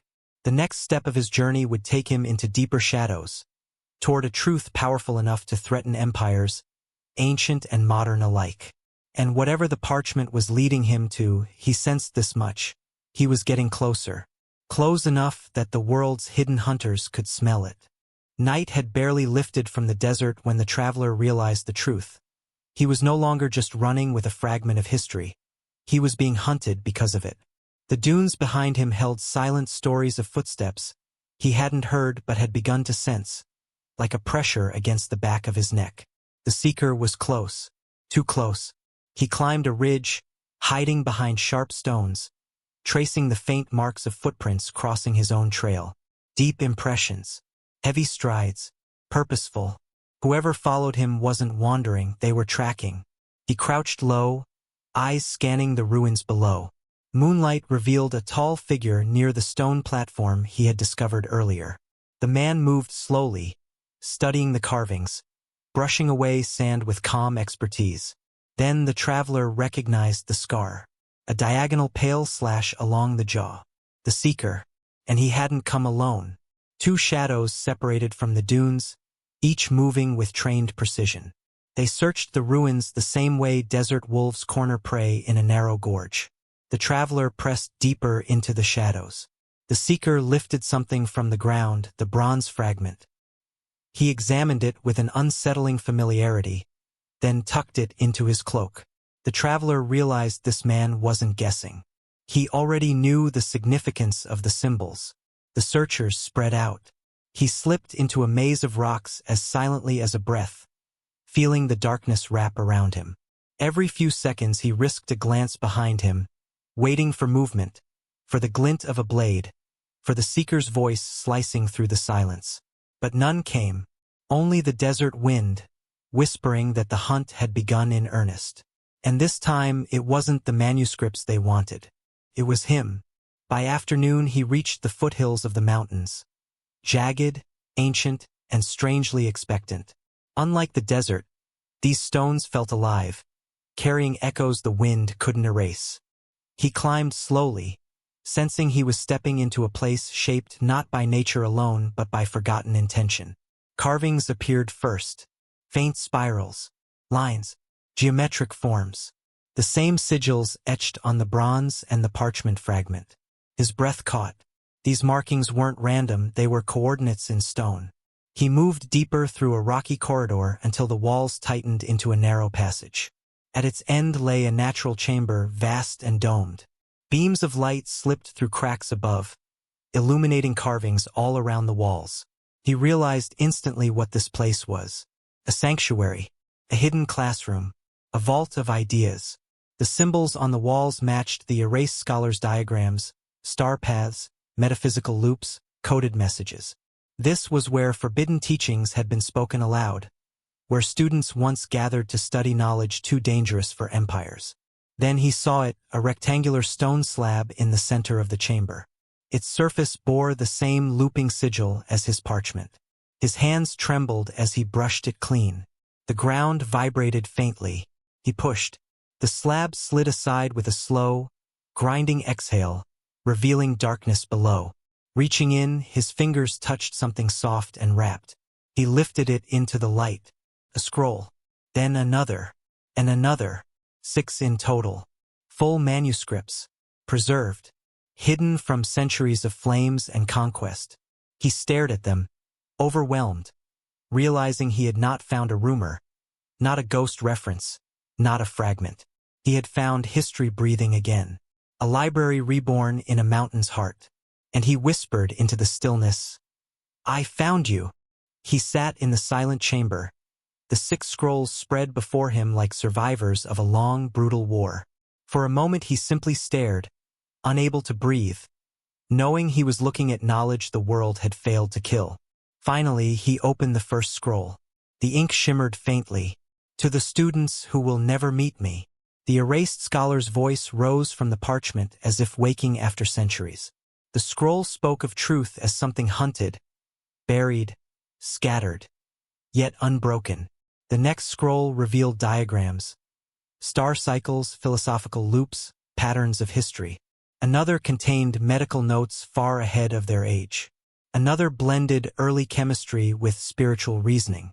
Each scroll whispered a piece of the world that had been erased. Then came the smallest scroll written in the hidden script. "If you are reading this, the world has entered its third forgetting." He felt the words strike deep. The first forgetting was fire. The second was conquest. The third is when people forget to remember. The scholar had hidden his work for this exact moment, for someone stubborn enough to search. The traveler closed the scrolls gently. He could not take them, not yet. But he carried something greater now. He carried memory, a living library walking back into the world.